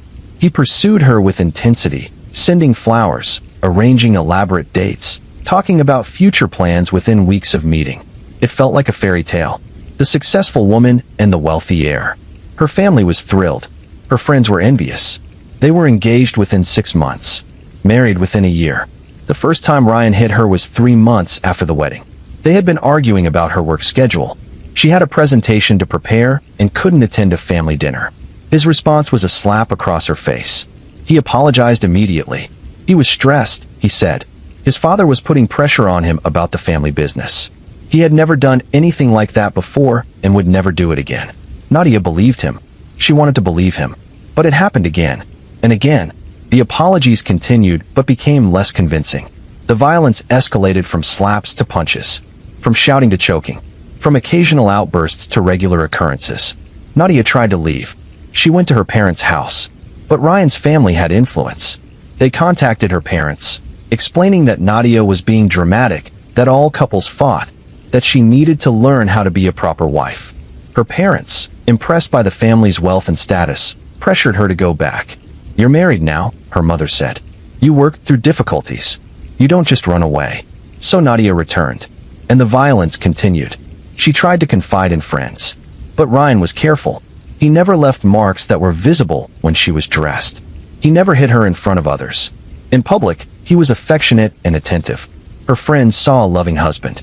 When she tried to tell them otherwise, they seemed skeptical. "Ryan? He adores you. I've never seen him be anything but kind." Nadia stopped trying to tell people. The gap between her private reality and her public life became a chasm she couldn't bridge. The household staff knew. They heard the shouting. They saw Nadia's bruises when she was at home in casual clothes. They cleaned up broken objects after fights. But they said nothing. They needed their jobs. Ryan's family employed dozens of people. Speaking out meant unemployment, potentially being blacklisted from other positions. The economy was difficult. Jobs with families like the Koreshes were coveted. So they kept silent. They averted their eyes. They did their jobs and tried not to think about what they were witnessing. Ryan's security team knew. They were employed directly by his family to protect family members and property. They saw the arguments. They sometimes had to intervene when things got particularly violent, not to stop Ryan, but to ensure he didn't do permanent damage that might create scandal. One security guard, a man named Tarek who had worked for the family for 8 years, struggled with what he witnessed. He pulled Nadia aside one day when Ryan was at the office. "Ma'am," he said quietly, "if you need help leaving, I can assist. I can make sure you get somewhere safe." Nadia looked at him with eyes that had lost their light. "Where would I go? His family knows everyone. They have resources I can't compete with. I tried leaving once. They brought me back. There are organizations. Shelters. Do you think a shelter could keep me safe from him?" Nadia laughed bitterly. "Thank you for your concern. But there's no way out." Tarek wanted to push harder, to insist, to force the issue. But he didn't. He backed off. He went back to his post. Later, he would hate himself for that. The violence escalated over months. Ryan's business ventures were failing. Money was being lost. His father was threatening to cut him off from the family fortune if he didn't turn things around. The pressure he felt manifested as rage that he directed at Nadia. She became his outlet. When deals fell through, he hit her. When his father criticized him, he hit her. When he felt inadequate or anxious or frustrated, he hit her. Nadia stopped going to her office. She told her clients she was taking personal time. She stayed in the house, trying to be invisible, trying not to provoke Ryan's temper. But everything provoked it. Dinner prepared incorrectly. A phone call from her mother. The television being on a channel he didn't like. The weather being too hot. The traffic being too heavy. Anything could spark his violence. In October, Nadia tried to leave again. She packed a small bag and walked out while Ryan was sleeping. She made it 3 blocks before his security team found her. They brought her back, not forcefully but firmly. One of them called Ryan to report that they had retrieved her. Ryan's response was the worst beating yet. He used his fists, his feet, objects he grabbed from around the room. He wanted to punish her for the humiliation of trying to leave, for making him look weak, for suggesting she didn't need him. When he finally stopped, Nadia was barely conscious. Blood was everywhere. Several ribs were broken. Her face was swollen beyond recognition. Ryan panicked. If she died, there would be questions.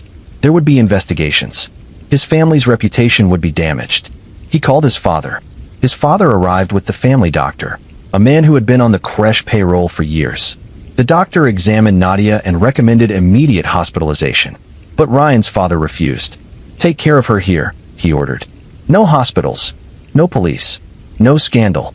The doctor protested weakly, but complied. He treated Nadia's injuries as best he could in the bedroom. He set her broken bones. He stitched her wounds. He gave her pain medication.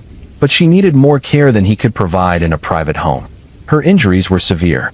One of her broken ribs had punctured a lung. Internal bleeding was likely. The doctor told Ryan's father this. Again, the decision was made to keep her at home. The family's reputation was more important than proper medical care. Nadia lingered for 3 days. The doctor visited daily, providing what care he could. The household staff whispered among themselves, but did nothing. The security team maintained their posts. Ryan alternated between contrition and anger. On the 3rd day, Nadia's condition deteriorated rapidly. The doctor recommended calling an ambulance. This time, Ryan's father agreed. The situation had progressed beyond what could be hidden. The ambulance arrived. Paramedics were told Nadia had fallen downstairs.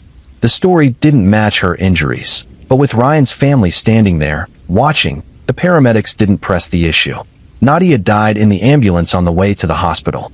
Massive internal bleeding, multiple organ failure, trauma inconsistent with a fall. The hospital called the police. The investigation began immediately. The emergency room doctor who examined Nadia's body took extensive photographs. The injuries told a clear story. This was not an accident. This was sustained, brutal violence. Homicide detectives went to the creche residence. They interviewed Ryan, who stuck to his story. Nadia had fallen. It was a terrible accident. He was devastated. They interviewed household staff. One by one, servants and security guards were questioned. Most repeated Ryan's story. They had heard a fall. They had found her at the bottom of the stairs. But one young housekeeper, a woman named Amara who had only been working for the family for 3 months, broke under questioning. She told the truth. She described the beatings she had witnessed. The screaming. The blood. The way Ryan would lose control and then act as if nothing had happened. Her testimony gave detectives the opening they needed. They obtained search warrants for the house. They found blood in the bedroom that had been incompletely cleaned. They found broken furniture that had been hastily discarded. They found Nadia's journal, hidden in the back of a drawer, describing months of abuse. The journal was damning. Entry after entry documenting violence, describing injuries, recording dates and times. Nadia had been keeping evidence, perhaps hoping it would matter someday, perhaps just needing to write it down to convince herself it was real. He says he loves me, but I don't think he knows what love is. One entry read. Love doesn't leave bruises. Love doesn't make you afraid to speak. Love doesn't trap you. Another entry. I tried to tell my mother. She said I was being ungrateful, that I had married into a good family and needed to appreciate what I had. How do I explain that what I have is a prison? The journal went on for pages. A record of suffering. A testimony written by a victim who knew she might not survive to testify in person. Armed with the journal, with Amara's testimony, with the forensic evidence from the house and from Nadia's body, prosecutors charged Ryan Quresh with murder. His family hired the best defense attorneys money could buy. They worked to discredit Amara's testimony. They suggested the journal might have been fabricated. They proposed alternative explanations for every piece of evidence. But the case was too strong. Too much physical evidence. Too much documentation. Too many small details that corroborated each other. When it became clear that acquittal was unlikely, Ryan's attorneys negotiated a plea deal. He would plead guilty to voluntary manslaughter rather than first-degree murder. The sentence would be 20 years rather than life. Prosecutors reluctantly agreed. A trial was expensive and uncertain. A plea guaranteed conviction and significant prison time. But charges didn't stop with Ryan. The family doctor was charged with medical malpractice and being an accessory after the fact. He had failed to report suspected abuse. He had failed to ensure proper medical care. His license was revoked. He received a suspended sentence in exchange for his testimony. Ryan's father was charged with obstruction of justice. He had actively prevented Nadia from receiving proper medical care. He had instructed staff to lie to investigators. He was convicted and received 5 years probation. 3 members of the security team were charged with false imprisonment for the incident when they brought Nadia back after she tried to leave. They pled guilty to reduced charges and received suspended sentences. The household staff who had witnessed abuse but said nothing were not charged criminally, but several faced civil lawsuits from Nadia's family. The trial brought attention to how wealth could enable and hide domestic violence. Ryan's family had used their resources, their influence, their network of employees to protect him and control Nadia. Every system that should have protected her, family, friends, even law enforcement to some degree, had been compromised by the family's power and status. Nadia's parents filed a wrongful death lawsuit against the Kresh family. The civil trial became another opportunity to expose the systematic failure to protect Nadia. Testimony revealed that multiple people had known about the abuse for months, that opportunities to intervene had been deliberately avoided, that protecting the family's reputation had been prioritized over protecting Nadia's life. The jury awarded Nadia's family a substantial settlement. The money wouldn't bring their daughter back, but it represented acknowledgement. The system, through the civil courts if not the criminal ones, was saying that Nadia's life had mattered, that her suffering deserved recognition, that the people who enabled her death should face consequences. Amara, the housekeeper who had testified truthfully, lost her job immediately after giving her statement to police. She struggled to find new employment. Other wealthy families didn't want to hire someone who had spoken against her employers, even if those employers were criminals. But domestic violence organizations took notice of her story. She was offered a position at a women's shelter, working with other survivors. Her experience and her courage made her an effective advocate. She understood what it felt like to witness abuse and feel powerless to stop it. She understood the economics of silence. "I wish I had spoken up sooner," she told a group of new shelter volunteers during training. "I knew what was happening to her. I heard her crying. I saw her injuries. But I was afraid of losing my job. And while I was protecting my job, she was dying." She paused, composing herself. "Don't be like me. Don't wait.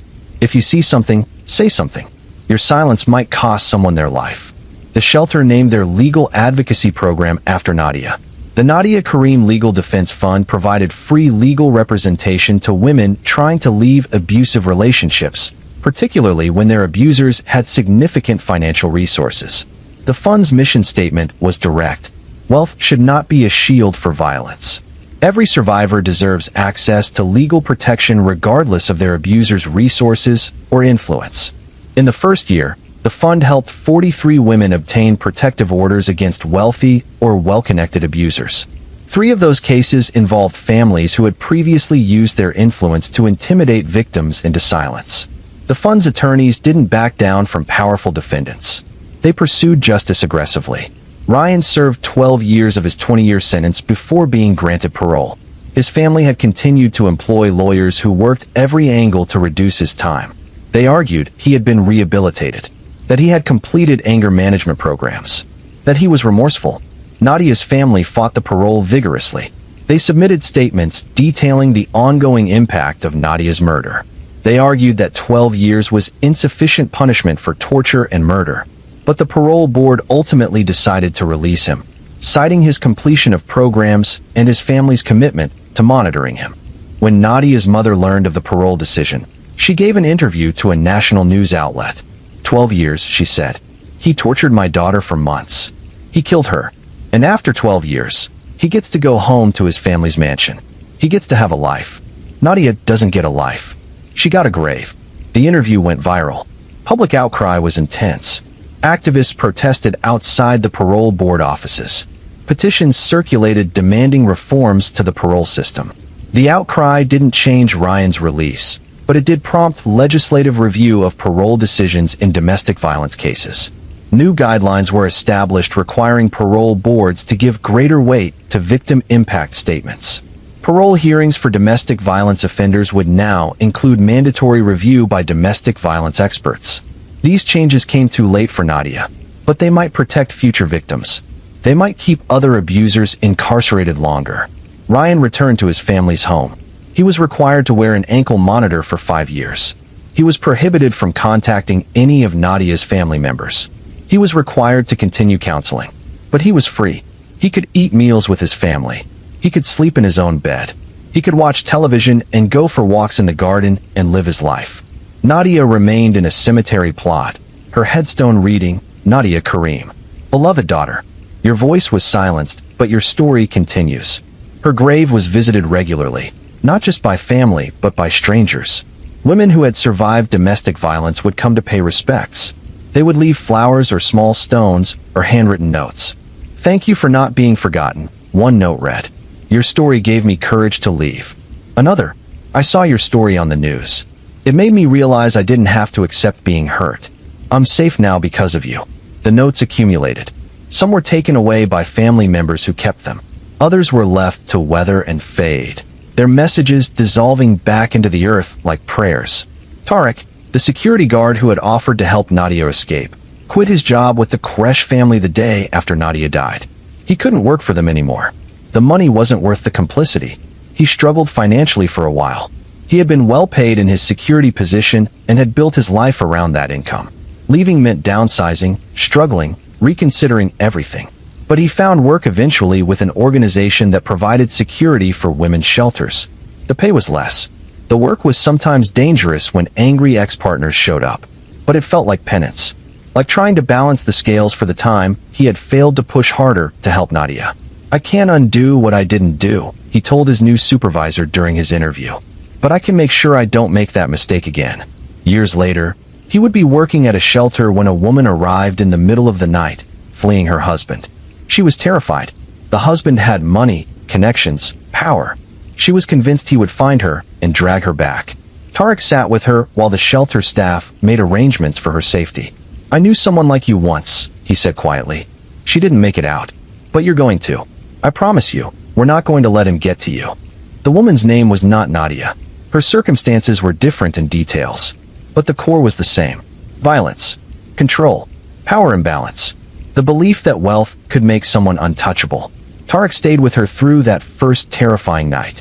When her husband's private investigators showed up at the shelter, Tarek stood at the door and turned them away. When the husband himself arrived, shouting demands, Tarek called the police and made sure a protective order was enforced. The woman stayed at the shelter for 3 months. During that time, the Legal Advocacy Fund helped her file for divorce, obtain a protective order, and secure custody of her children. The husband tried to use his money to overwhelm her with legal costs. But the fund's attorneys matched him motion for motion. Eventually, worn down by the realization that his money couldn't simply overpower the support system protecting his wife, the husband settled. The divorce was granted. Custody was awarded to the mother with supervised visitation only. The woman rebuilt her life. She moved to a different city, started over, found work, raised her children away from violence. And Tarek moved on to the next person who needed help. And the next, making up for Nadia in small acts of intervention and protection that accumulated over years. He couldn't save everyone. No one could. But he saved some. And sometimes, some was enough. The Koresh family's reputation never recovered. Their business associates distanced themselves. Charities quietly removed their name from donor recognition. Invitations to social events stopped coming. Wealth could buy many things, but it couldn't buy back respectability once the truth of their complicity in Nadia's death became public knowledge. Ryan's father died 3 years after Ryan's release from prison. The funeral was small, attended only by immediate family and a handful of longtime business associates who felt obligated. The obituary in the newspaper was brief and made no mention of his son or the scandal. When asked if he would comment on his father's death, Ryan declined. He had largely withdrawn from public life, living quietly in the family estate, rarely leaving the grounds. The ankle monitor had been removed after 5 years, but he remained confined by his own notoriety. People recognized him. They whispered. They pointed. He became a pariah. This social death was not the same as justice. Nadia was still gone. Ryan was still alive. The imbalance remained. But it was something. The acknowledgement that money couldn't fully insulate someone from consequences. That public opinion, even if it couldn't put someone in prison, could still impose costs. Nadia's mother continued her advocacy work for nearly a decade after her daughter's death. She spoke at conferences. She lobbied lawmakers. She worked with shelters and legal organizations. Then, at 67 years old, she was diagnosed with cancer. She fought it for 2 years. During that time, she put her affairs in order. She established a trust that would continue funding the legal defense fund after her death. She wrote letters to her grandchildren explaining who their Aunt Nadia had been, what she had valued, why her story mattered. When she died, her funeral was attended by hundreds of people, survivors whom she had helped, advocates whom she had inspired, lawyers whom she had worked with. They came to honor not just her, but through her, Nadia. The eulogy mentioned both women. She lost her daughter to violence, the speaker said, but she refused to let that violence have the final word. She turned grief into action. She turned loss into protection for others. She embodied the principle that the best way to honor the dead is to defend the living. Nadia's father, now elderly and frail, survived his wife by only 18 months. He had never fully recovered from losing his daughter. The guilt of having pressured her to stay in the marriage haunted him. His wife's death removed the last anchor keeping him present. When he died, he was buried beside his wife and daughter. 3 graves in a row. 3 lives connected by love and by the violence that had shattered their family. But the work continued. The legal defense fund continued. The shelter named after Nadia continued. The legislation passed in response to her death continued to protect other victims. Ryan Koresh would eventually die too, though at the time of this writing he remains alive, living in isolation in the family estate. When his death comes, it will likely be noted only briefly in the news. A name from an old scandal. A person who had committed terrible crimes and served inadequate time. His obituary, when it is written, will likely gloss over the circumstances that made him notorious. Families often do that, trying to protect the deceased's memory even when protection isn't deserved. But historians and researchers studying domestic violence will remember him differently. He will be a case study, an example of how wealth enables abuse, a data point in the ongoing effort to understand and prevent intimate partner violence. And Nadia will be remembered too, not just as a victim, but as someone whose death demanded change, whose story educated, whose suffering, as unjust and preventable as it was, motivated people to create better systems. This was cold comfort. The world was better because she died, but it would have been better still if she had lived. That paradox sat at the heart of every case where tragedy led to reform. Progress built on bodies. Justice achieved too late to save the person it was meant to protect. But the alternative, forgetting, learning nothing, allowing the same failures to repeat, was worse. So people remembered. They fought. They advocated. They tried to build a world where the next Nadia had a better chance of survival. The work was never finished. There would always be another person trapped in a violent relationship. Another abuser using power to hide crimes. Another system failing to protect someone vulnerable. But there would also always be people fighting back. Advocates and lawyers and shelter workers and reformed security guards and housekeepers who chose truth over employment. People who said no to complicity. Who believed that every life mattered more than reputation or money or convenience. This was the ongoing battle. Not always won. Often lost. But always worth fighting. Nadia Karim had lost her battle. But the war she unwittingly became part of continued. In courtrooms and shelters and legislative chambers. In quiet conversations where someone admitted they needed help. In brave moments when witnesses chose truth. The war continued. And in that continuation was meaning. In that persistence was honor. In that refusal to accept violence as inevitable was hope. In a quiet suburb of a mid-sized American city, in a house with a neat lawn and children's toys in the yard, another kind of violence was unfolding. This one was harder to see, harder to name. It wore the disguise of maternal care. Marisol Vega was 39 years old, a stay-at-home mother to 3 children. Her husband, David, worked long hours as an engineer. They had married young, had their children quickly, and from the outside appeared to be living an ordinary middle-class life. Marisol was involved in her children's schools. She volunteered at the PTA. She organized birthday parties and playdates. She was the kind of mother other mothers envied, seemingly devoted and endlessly patient. But behind closed doors, something was terribly wrong. It started with the youngest child, Emma, who was 4 years old. Emma began experiencing mysterious illnesses. Stomach pains, vomiting, fever. Marisol would rush her to the emergency room, describing symptoms with perfect maternal concern. The doctors would run tests. Sometimes they found minor infections that could explain the symptoms. Other times they found nothing conclusive. Emma would be treated and sent home, usually with Marisol praised for being such an attentive mother who brought her daughter in quickly. Then it would happen again and again. Emma spent more time in hospitals than most children her age. She missed preschool frequently. She was small for her age, not growing as expected. David worried but trusted his wife. Marisol was the primary caregiver. She was there for every doctor's appointment, every emergency room visit, every scary midnight moment when Emma's fever spiked. If anyone knew what Emma needed, it was Marisol. Then the middle child, Jacob, 7 years old, started having similar problems. Stomach issues, unexplained fevers, Weakness. He had always been healthy before, but suddenly he was sick constantly. 2 sick children. The doctors started considering genetic conditions. Maybe there was some inherited disorder affecting both of them. Tests were run. Specialists were consulted. No clear diagnosis emerged. The oldest child, Sophia, who was 10, remained healthy. This seemed to support the theory of a genetic condition that she somehow didn't carry. But Sophia noticed something. She noticed that her siblings got sick after eating or drinking things their mother prepared specially for them. She noticed that she was often sent to her room or to a friend's house when Emma and Jacob were having their worst episodes. She was young, and she loved her mother, so she didn't quite understand what she was seeing. But she felt uneasy. One day, when Emma was having another bad spell and Marisol was preparing to take her to the hospital, Sophia saw her mother in the kitchen. Marisol didn't know Sophia was watching. She was adding something to Emma's juice cup, something from a small bottle she then tucked into her purse. Sophia asked what it was. Marisol startled, then smiled. Just medicine to help Emma feel better. But the medicine was making Emma feel worse, not better. Sophia was young, but she wasn't stupid. Something was wrong. She mentioned it to her father that night. David dismissed it. Your mother is taking care of Emma. Don't worry about things you don't understand. So Sophia stopped talking about it. But she started paying more attention.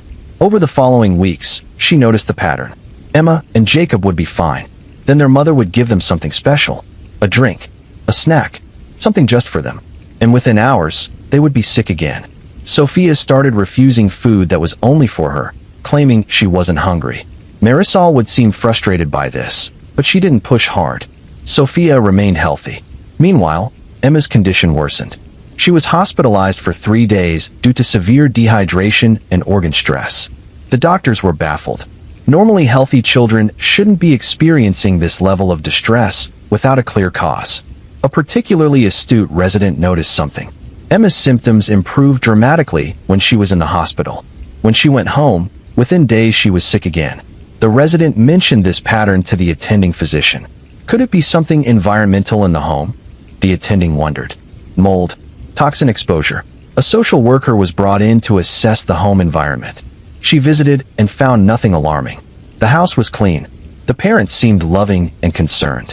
There were no obvious hazards. But the social worker, whose name was Patricia, had worked in child welfare for 15 years. She had developed instincts about situations that looked normal but felt wrong. Something about Marisol's perfect performance of concerned motherhood bothered her. She requested that Emma remain in the hospital for extended observation. Marisol seemed upset by this. She should be home with her family, Marisol insisted. But the doctors agreed with Patricia's suggestion. Emma stayed in the hospital. For 2 weeks, Emma's health improved. No more vomiting. No more fevers. She gained weight. She had energy. She played and laughed and seemed like a normal 4-year-old.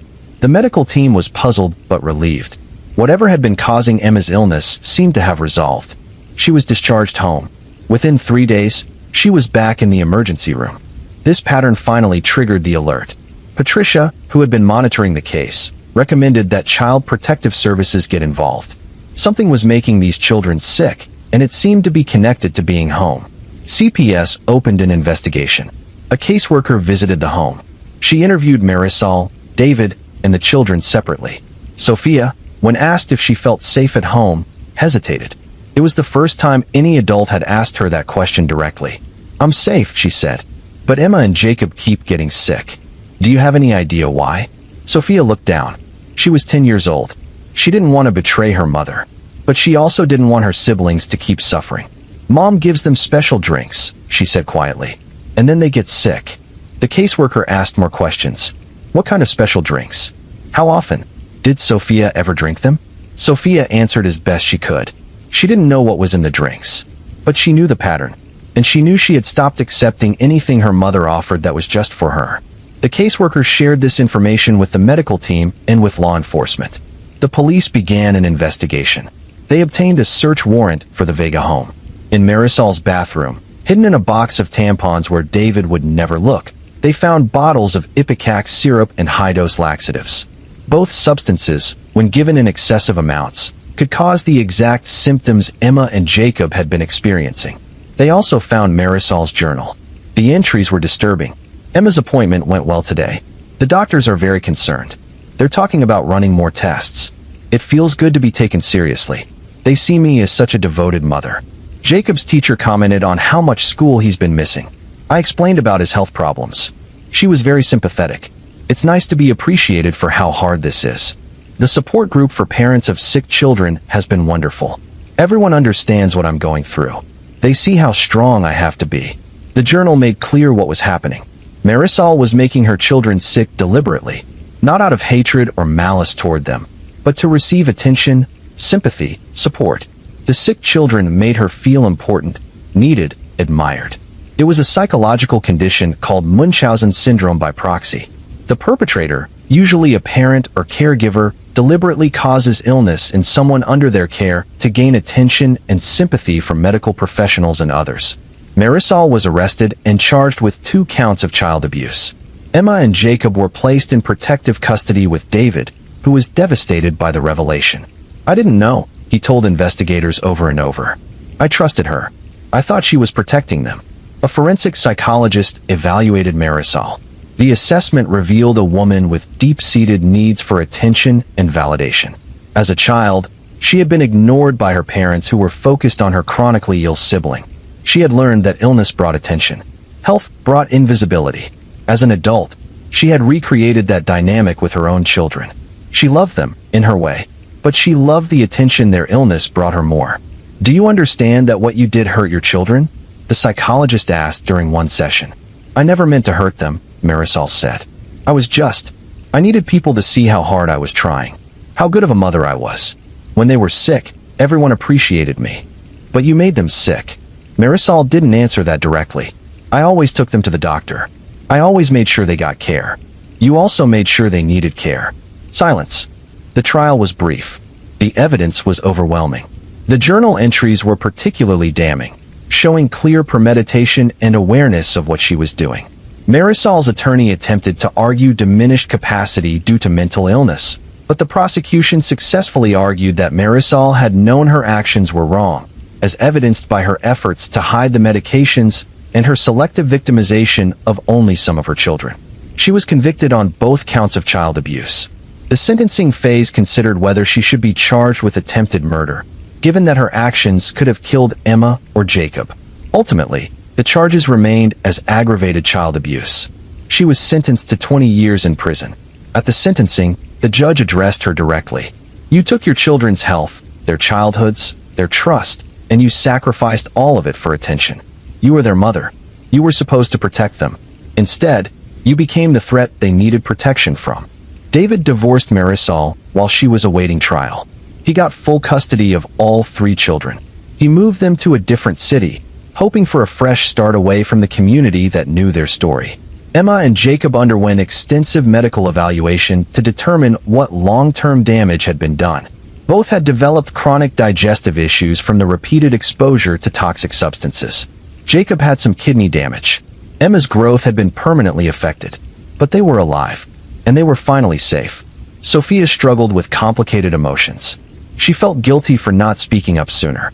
Her therapist worked with her to understand that she was a child, that she had been manipulated by someone she trusted, that the responsibility for what happened rested entirely on her mother. You were brave when you finally told someone, the therapist said.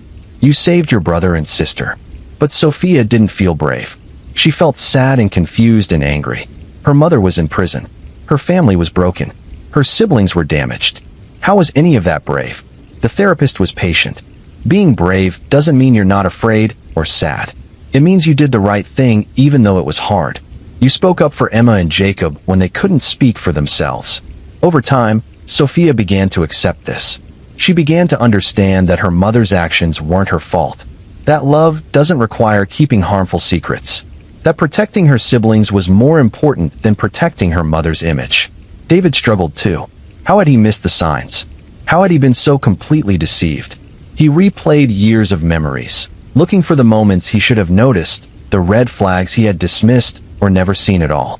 His therapist helped him understand that Marisol had been skilled at deception. People with Munchausen syndrome by proxy were often very convincing. They could fool medical professionals, social workers, even their own spouses. Blaming himself served no purpose, but the guilt remained. He had been working long hours while his wife was poisoning their children. He had trusted without questioning. He had chosen to believe the obvious explanation, that his children were simply unlucky with their health, rather than considering the unthinkable possibility. He channeled his guilt into being the best single father he could be. He reduced his work hours. He attended every therapy appointment with his children. He learned about Munchausen syndrome by proxy, so he could understand what had happened and watch for any lasting effects. He also became an advocate, though quietly. He spoke with other parents whose children had unusual patterns of illness, sharing his story as a cautionary tale. Trust your instincts, he would tell them. If something feels wrong, ask questions. Don't assume that just because someone is the mother, she would never harm her children. The medical community also learned from the case. Marisol had visited multiple hospitals and emergency rooms over the years, spreading out the visits so no single medical team saw the full pattern of Emma and Jacob's illnesses. If the hospitals had shared records more efficiently, the pattern might have been spotted sooner. New protocols were established for flagging repeated pediatric admissions. When a child was brought to an emergency room multiple times with similar unexplained symptoms, the system would now alert social services automatically. The alert didn't assume abuse, but it triggered a welfare check to rule it out. These protocols were named Emma's Law in their region. Emma, now 11 years old, didn't know how she felt about having a law named after her.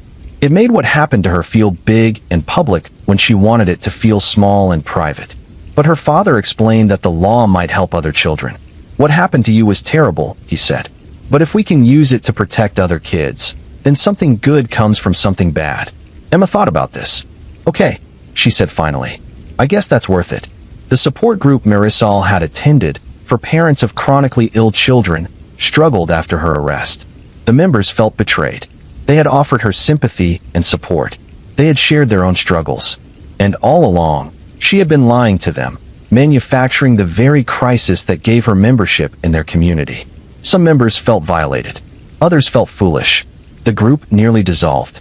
But the facilitator, a social worker named Karen who had run the group for 8 years, pushed for them to continue. What Marisol did was horrible, Karen said. But it doesn't mean the rest of you don't deserve support. Your children are really sick. Your struggles are real. Don't let her deception make you doubt yourselves. The group continued, though they added new screening procedures. New members had to provide medical documentation. The group worked with pediatricians to verify that children's diagnoses were real. It was sad that such measures were necessary, but Marisol's betrayal had made them essential. In prison, Marisol underwent mandatory therapy. The psychologist working with her tried to help her understand the harm she had caused. Progress was slow. Marisol could intellectually acknowledge that poisoning her children was wrong, but emotionally, she struggled to connect with that truth. When Emma was in the hospital and the doctors were all focused on her, I felt important, she told the psychologist during one session. People asked how I was holding up. They told me I was strong. No one had ever said things like that to me before. And was it worth it? The attention you received compared to the harm you caused? Marisol was quiet for a long time. No, she said finally. But in the moment, I couldn't see that. I just knew I felt good when people noticed me. The psychologist's report noted that Marisol showed some capacity for insight, but remained at high risk for reoffending if she had access to vulnerable individuals. The recommendation was that she never be allowed unsupervised contact with children, even after her release. The parole board, when Marisol became eligible after serving 12 years, denied her release. She would serve her full 20-year sentence. When that ended, she would be monitored closely. She would be prohibited from working in any capacity involving children or vulnerable adults. David had anticipated the possibility that Marisol might someday be released. He had prepared his children for it. Your mother made very bad choices, he told them. She served her punishment according to the law. But that doesn't mean we have to have a relationship with her. You get to decide, when you're adults, whether you want any contact with her. There's no right answer. Whatever you choose will be okay. Sophia knew immediately that she wanted nothing to do with her mother. She hurt Emma and Jacob. She lied to all of us. Why would I want to see her? Emma was less certain. She was young when the abuse happened. Her memories of being sick were fuzzy. In some ways, Marisol was more of an abstract concept than a real person. Maybe someday, she said. But not anytime soon. Jacob was angry. He understood more than Emma about what had been done to him. He had scars, physical and emotional. His kidneys would never work perfectly. He had to be careful about what he ate and drank for the rest of his life. "She did this to me," he said. "I don't forgive her." David supported each of them in their different responses. There was no family mandate to reconcile. No pressure to perform forgiveness for someone else's comfort. The case attracted attention from researchers studying Munchausen syndrome by proxy. Marisol agreed to participate in a study examining the psychology of perpetrators. The researchers hoped to identify early warning signs that might help medical professionals spot the syndrome sooner. The study revealed several commonalities among perpetrators. Many had experienced childhood neglect or had grown up in families where illness brought attention. Many had above-average medical knowledge and comfort navigating healthcare systems. Many were praised as devoted parents or caregivers before the abuse was discovered. None of these factors alone indicated abuse. Plenty of people with medical knowledge and unfortunate childhoods never harmed anyone. But in combination with repeated unexplained illnesses in children under someone's care, they formed a pattern worth investigating. The research led to better training for pediatricians, social workers, and emergency room staff. They learned to recognize when concern for a child's welfare might extend to investigating the caregiver's behavior. Marisol's case became a teaching example. Medical students watched videos of her emergency room visits, learning to spot the subtle signs they had missed at the time. The excessive medical knowledge. The almost theatrical performance of maternal concern. The child who seemed to improve when separated from the parent. It was uncomfortable education. No one wanted to believe that parents could deliberately harm their children for attention. But ignoring that possibility meant more children like Emma and Jacob would suffer unnecessarily. David remarried when the children were in high school. His new wife, Angela, was aware of the family's history from the beginning. She approached her role as stepmother carefully, never trying to replace Marisol, but offering support and care. The children's responses to Angela varied. Sophia was the most welcoming, having been old enough to remember her mother's abuse clearly and appreciate having a genuinely caring adult woman in her life. Emma was cautiously accepting. Jacob was resistant at first, but gradually warmed to Angela when he realized she wasn't trying to force a relationship. Angela never pretended to be their mother. She was their father's wife, someone who cared about them and wanted to support them. That honesty helped. The children had been lied to enough. They valued straightforward truth. When Emma graduated from high school and prepared to leave for college, she wrote an essay about her experience for her college application. The prompt was about overcoming adversity. She wrote about being poisoned by her mother and how it had shaped her decision to study medicine. "I want to be a doctor," she wrote. "Not despite what happened to me, but because of it. I understand what it's like to be a patient. I understand how vulnerable children are. I want to be someone who pays attention, who asks hard questions, who protects kids even when the threat comes from inside their own families." She was accepted to multiple universities. She chose one with a strong pre-med program and a particular focus on pediatrics.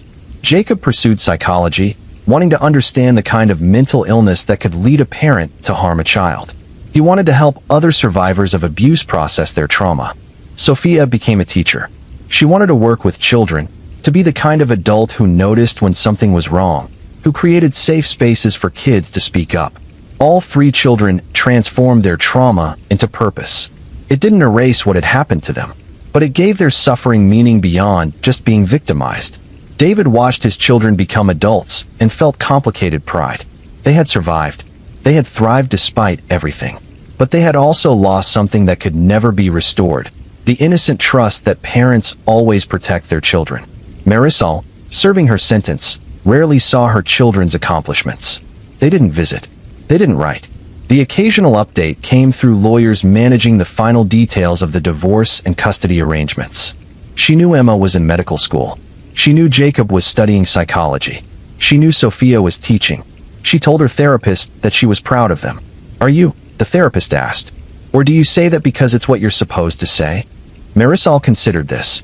"I don't know," she admitted. "I think about them. But I don't feel things the way I'm supposed to. I know I should feel proud. I know I should feel guilty. But mostly I just feel empty." This emptiness, the psychologist noted, was common in severe personality disorders. The capacity to connect emotionally with others was damaged or absent. Marisol could understand intellectually that she should feel certain ways, but the feelings themselves didn't come.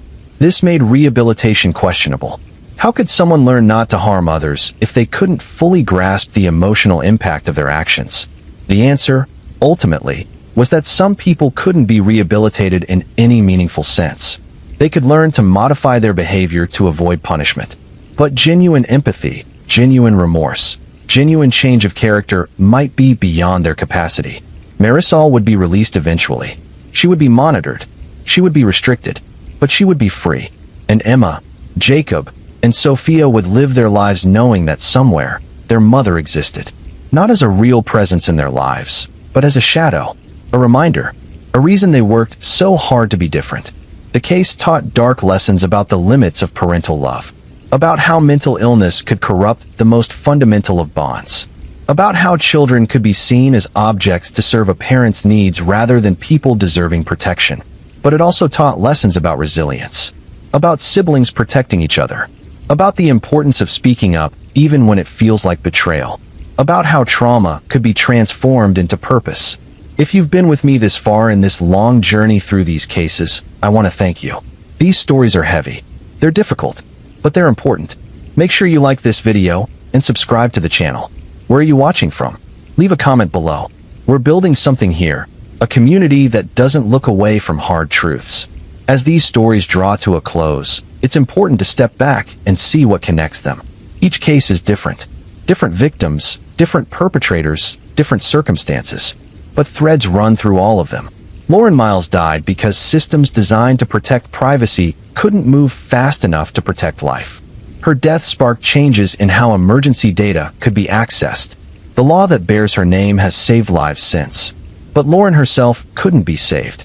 That contradiction, improvement built on loss, defines so many of these stories. Elena Vargas died in circumstances that remain disputed. Her family believes her husband arranged her murder. Evidence points in troubling directions, but doesn't quite reach certainty. Her case teaches that justice isn't always clear. Sometimes we must live with ambiguity, with questions that have no satisfying answers. That discomfort is part of truth. Not everything resolves neatly. Mara Whitfield was killed by a stranger who saw opportunity and took it. Her death could have sparked international incidents, could have been twisted into xenophobic narratives. But Detective Kaya's methodical police work cut through speculation and found truth. Mara's case teaches the value of evidence over assumption, of patience over reaction, of doing the quiet work that actually solves crimes rather than the dramatic work that makes headlines. Caleb Norton killed because he believed he had the right to decide who lived and who died.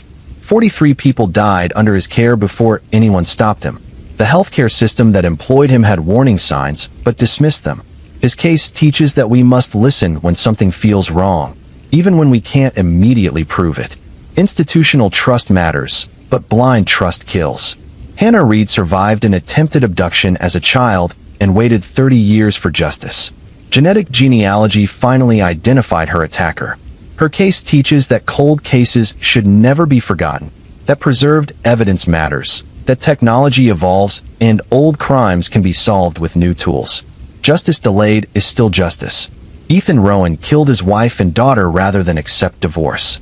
His case teaches the deadly reality of domestic violence, how abusers would rather destroy what they claim to love than lose control of it. Clara tried to leave twice. The system, her family, community pressure all pushed her back. She died trying to exercise her fundamental right to leave an unhappy marriage. Nadia Karim was trapped by her abuser's wealth and power. Everyone around her knew. Servants, security, even family. They all knew and said nothing. She was tortured and killed while people who could have helped chose silence. Her case teaches that complicity has costs, that silence enables violence, that protecting powerful people by ignoring their crimes makes us all responsible for the consequences. Marisol Vega poisoned her own children for attention. Her case teaches the darkest lesson of all, that even parental love can be corrupted, that the people meant to protect children can become the greatest threat. Emma and Jacob survived, but they carry the scars of betrayal by the person they should have been safest with. These cases span continents and circumstances, rich and poor, stranger violence and intimate violence, but they share common elements. They all involve systems that failed or worked imperfectly, law enforcement that arrived too late or couldn't prove what they suspected, healthcare systems that missed patterns, social structures that enabled violence through silence or complicity. They all involve ordinary people thrust into extraordinary circumstances. None of the victims asked for what happened to them. They were simply living their lives when violence intersected with their paths. They all involve the question of how we respond when terrible things happen. Do we learn? Do we improve? Do we build better systems so the next person has a better chance? And they all involve the people left behind. Families who grieve, siblings who remember, advocates who fight, communities that try to heal. The dead are gone, but their impact remains in the actions of the living. What do we do with these stories? We could be paralyzed by the darkness they represent. The randomness of Lauren's encounter with Marcus Hale, the calculation in Ethan Rowan's murder of his own daughter, the institutional complicity that enabled Caleb Norton's killing spree. But paralysis serves no one. Fear without action is just trauma spreading outward. Instead, these stories should motivate us to pay attention when someone seems trapped, to ask questions when patterns seem wrong, to speak up even when it's uncomfortable, to support systems that protect vulnerable people, to vote for policies that fund shelters and support survivors, to teach our children about healthy relationships and bodily autonomy, to believe people when they say they're afraid. These aren't dramatic actions. They're quiet, daily choices. But they accumulate. They matter. Consider the people in these stories who made a difference. Detective Kaya doing methodical police work rather than chasing dramatic theories. Dr. Chin trusting her instincts that something was wrong even when she couldn't prove it. Amara, the housekeeper who testified truthfully despite knowing it would cost her job. Sophia, the 10-year-old who finally told someone her mother was making her siblings sick. Tarek, the security guard who later dedicated himself to protecting women fleeing violence. None of them were heroes in the traditional sense. They were people doing what should be normal, paying attention, telling the truth, choosing what was right over what was easy. That's what these stories demand of us. Not heroics, just attention, just courage to speak when speaking is uncomfortable, just commitment to building systems that work better than the ones that failed. Lauren's law improving emergency data access. Emma's law flagging repeated pediatric admissions. The Nadia Karim Legal Defense Fund providing representation to survivors with powerful abusers.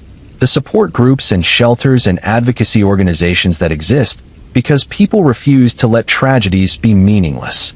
Each of these emerged from loss.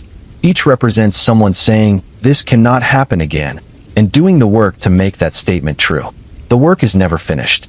There will always be another perpetrator, another system failure, another person who falls through the cracks. But there will also always be people fighting back. People who remember.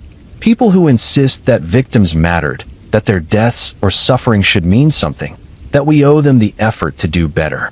As you finish listening to these stories, you might feel heavy. That's appropriate. These are heavy stories. They should weigh on us. The weight is what prevents us from looking away, from becoming numb, from accepting violence as inevitable. But alongside the weight, carry something else. Carry the knowledge that change is possible, that survivors like Hannah Reed can build meaningful lives after trauma, that advocates like Clara's sister can turn grief into protective action, that children like Emma, Jacob, and Sophia can transform their abuse into purpose. Carry the commitment to be someone who pays attention, who asks questions, who believes survivors, who supports better systems, who votes for policies that protect vulnerable people, who teaches children about safety and consent, who speaks up when something seems wrong. These aren't grand gestures. They're daily choices. But daily choices accumulate into culture, into norms, into systems that work better. The stories shared here are true. The people were real. The suffering was real. The failures were real.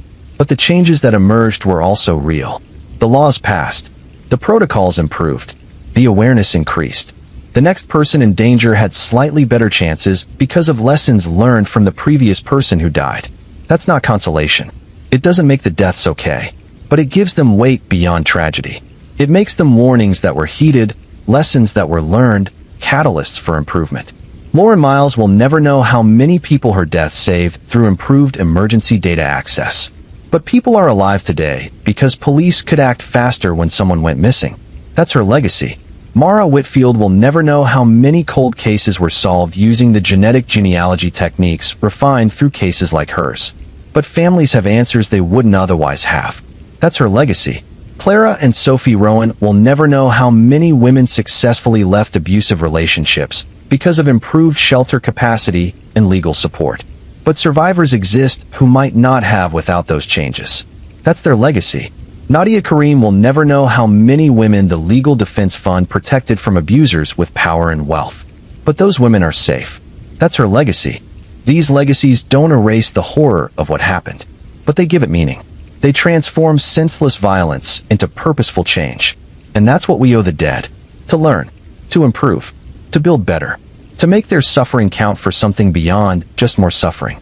As you go about your life after listening to these stories, you'll forget some of the details.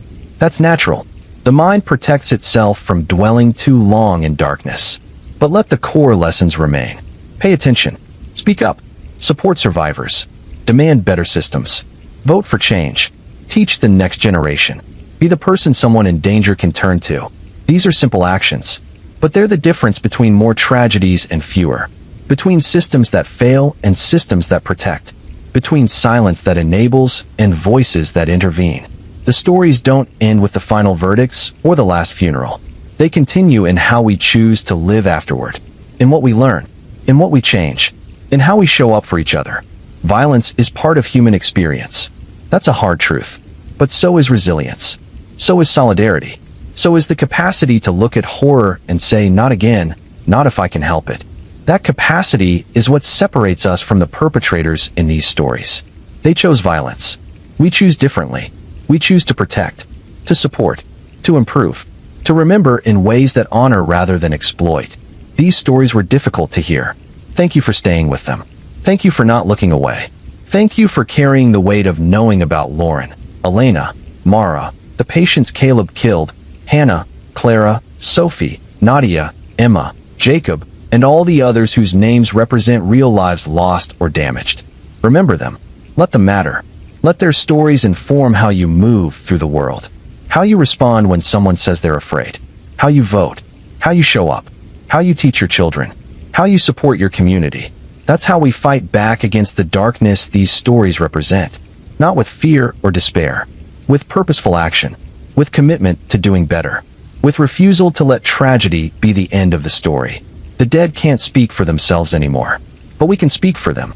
We can demand change in their names. We can build the world they deserve to live in, even though they're gone. That's justice in its truest form. Not just punishment for perpetrators, though that matters, but transformation of systems and culture so fewer people become victims in the first place. These 8 acts, these different stories, they're all chapters in a larger story. The story of how we as a society grapple with violence. How we protect the vulnerable. How we hold perpetrators accountable. How we support survivors. How we learn from failures. It's a story that continues. You're part of it. Your choices, your voice, your actions, they all contribute to what happens next. Make good choices. Speak up. Pay attention. Care about strangers. Support systems that protect people. Vote for policies that prioritize safety. Teach children. Believe survivors. Be the person who notices when something is wrong. These aren't dramatic requests. They're basic. But basic actions, multiplied across communities, create change. That's the final lesson from these stories. Evil succeeds when good people do nothing. But when good people do something, even small things, evil's power diminishes. Be someone who does something. In memory of all those who didn't survive. In support of all those fighting to survive now. In hope for all those who will face danger in the future. Their stories mattered. Make sure yours does too. Thank you for listening. Thank you for caring. Thank you for being here at the end of this long journey through darkness. Remember to like the video, subscribe to Mr. Midnight True Crime Stories, and comment below where you're from and what you thought of these stories. Now go out there and be the person who makes the world a little bit safer, a little bit kinder, a little bit better. Because that's what all of this was really about. Not the darkness, but how we respond to it.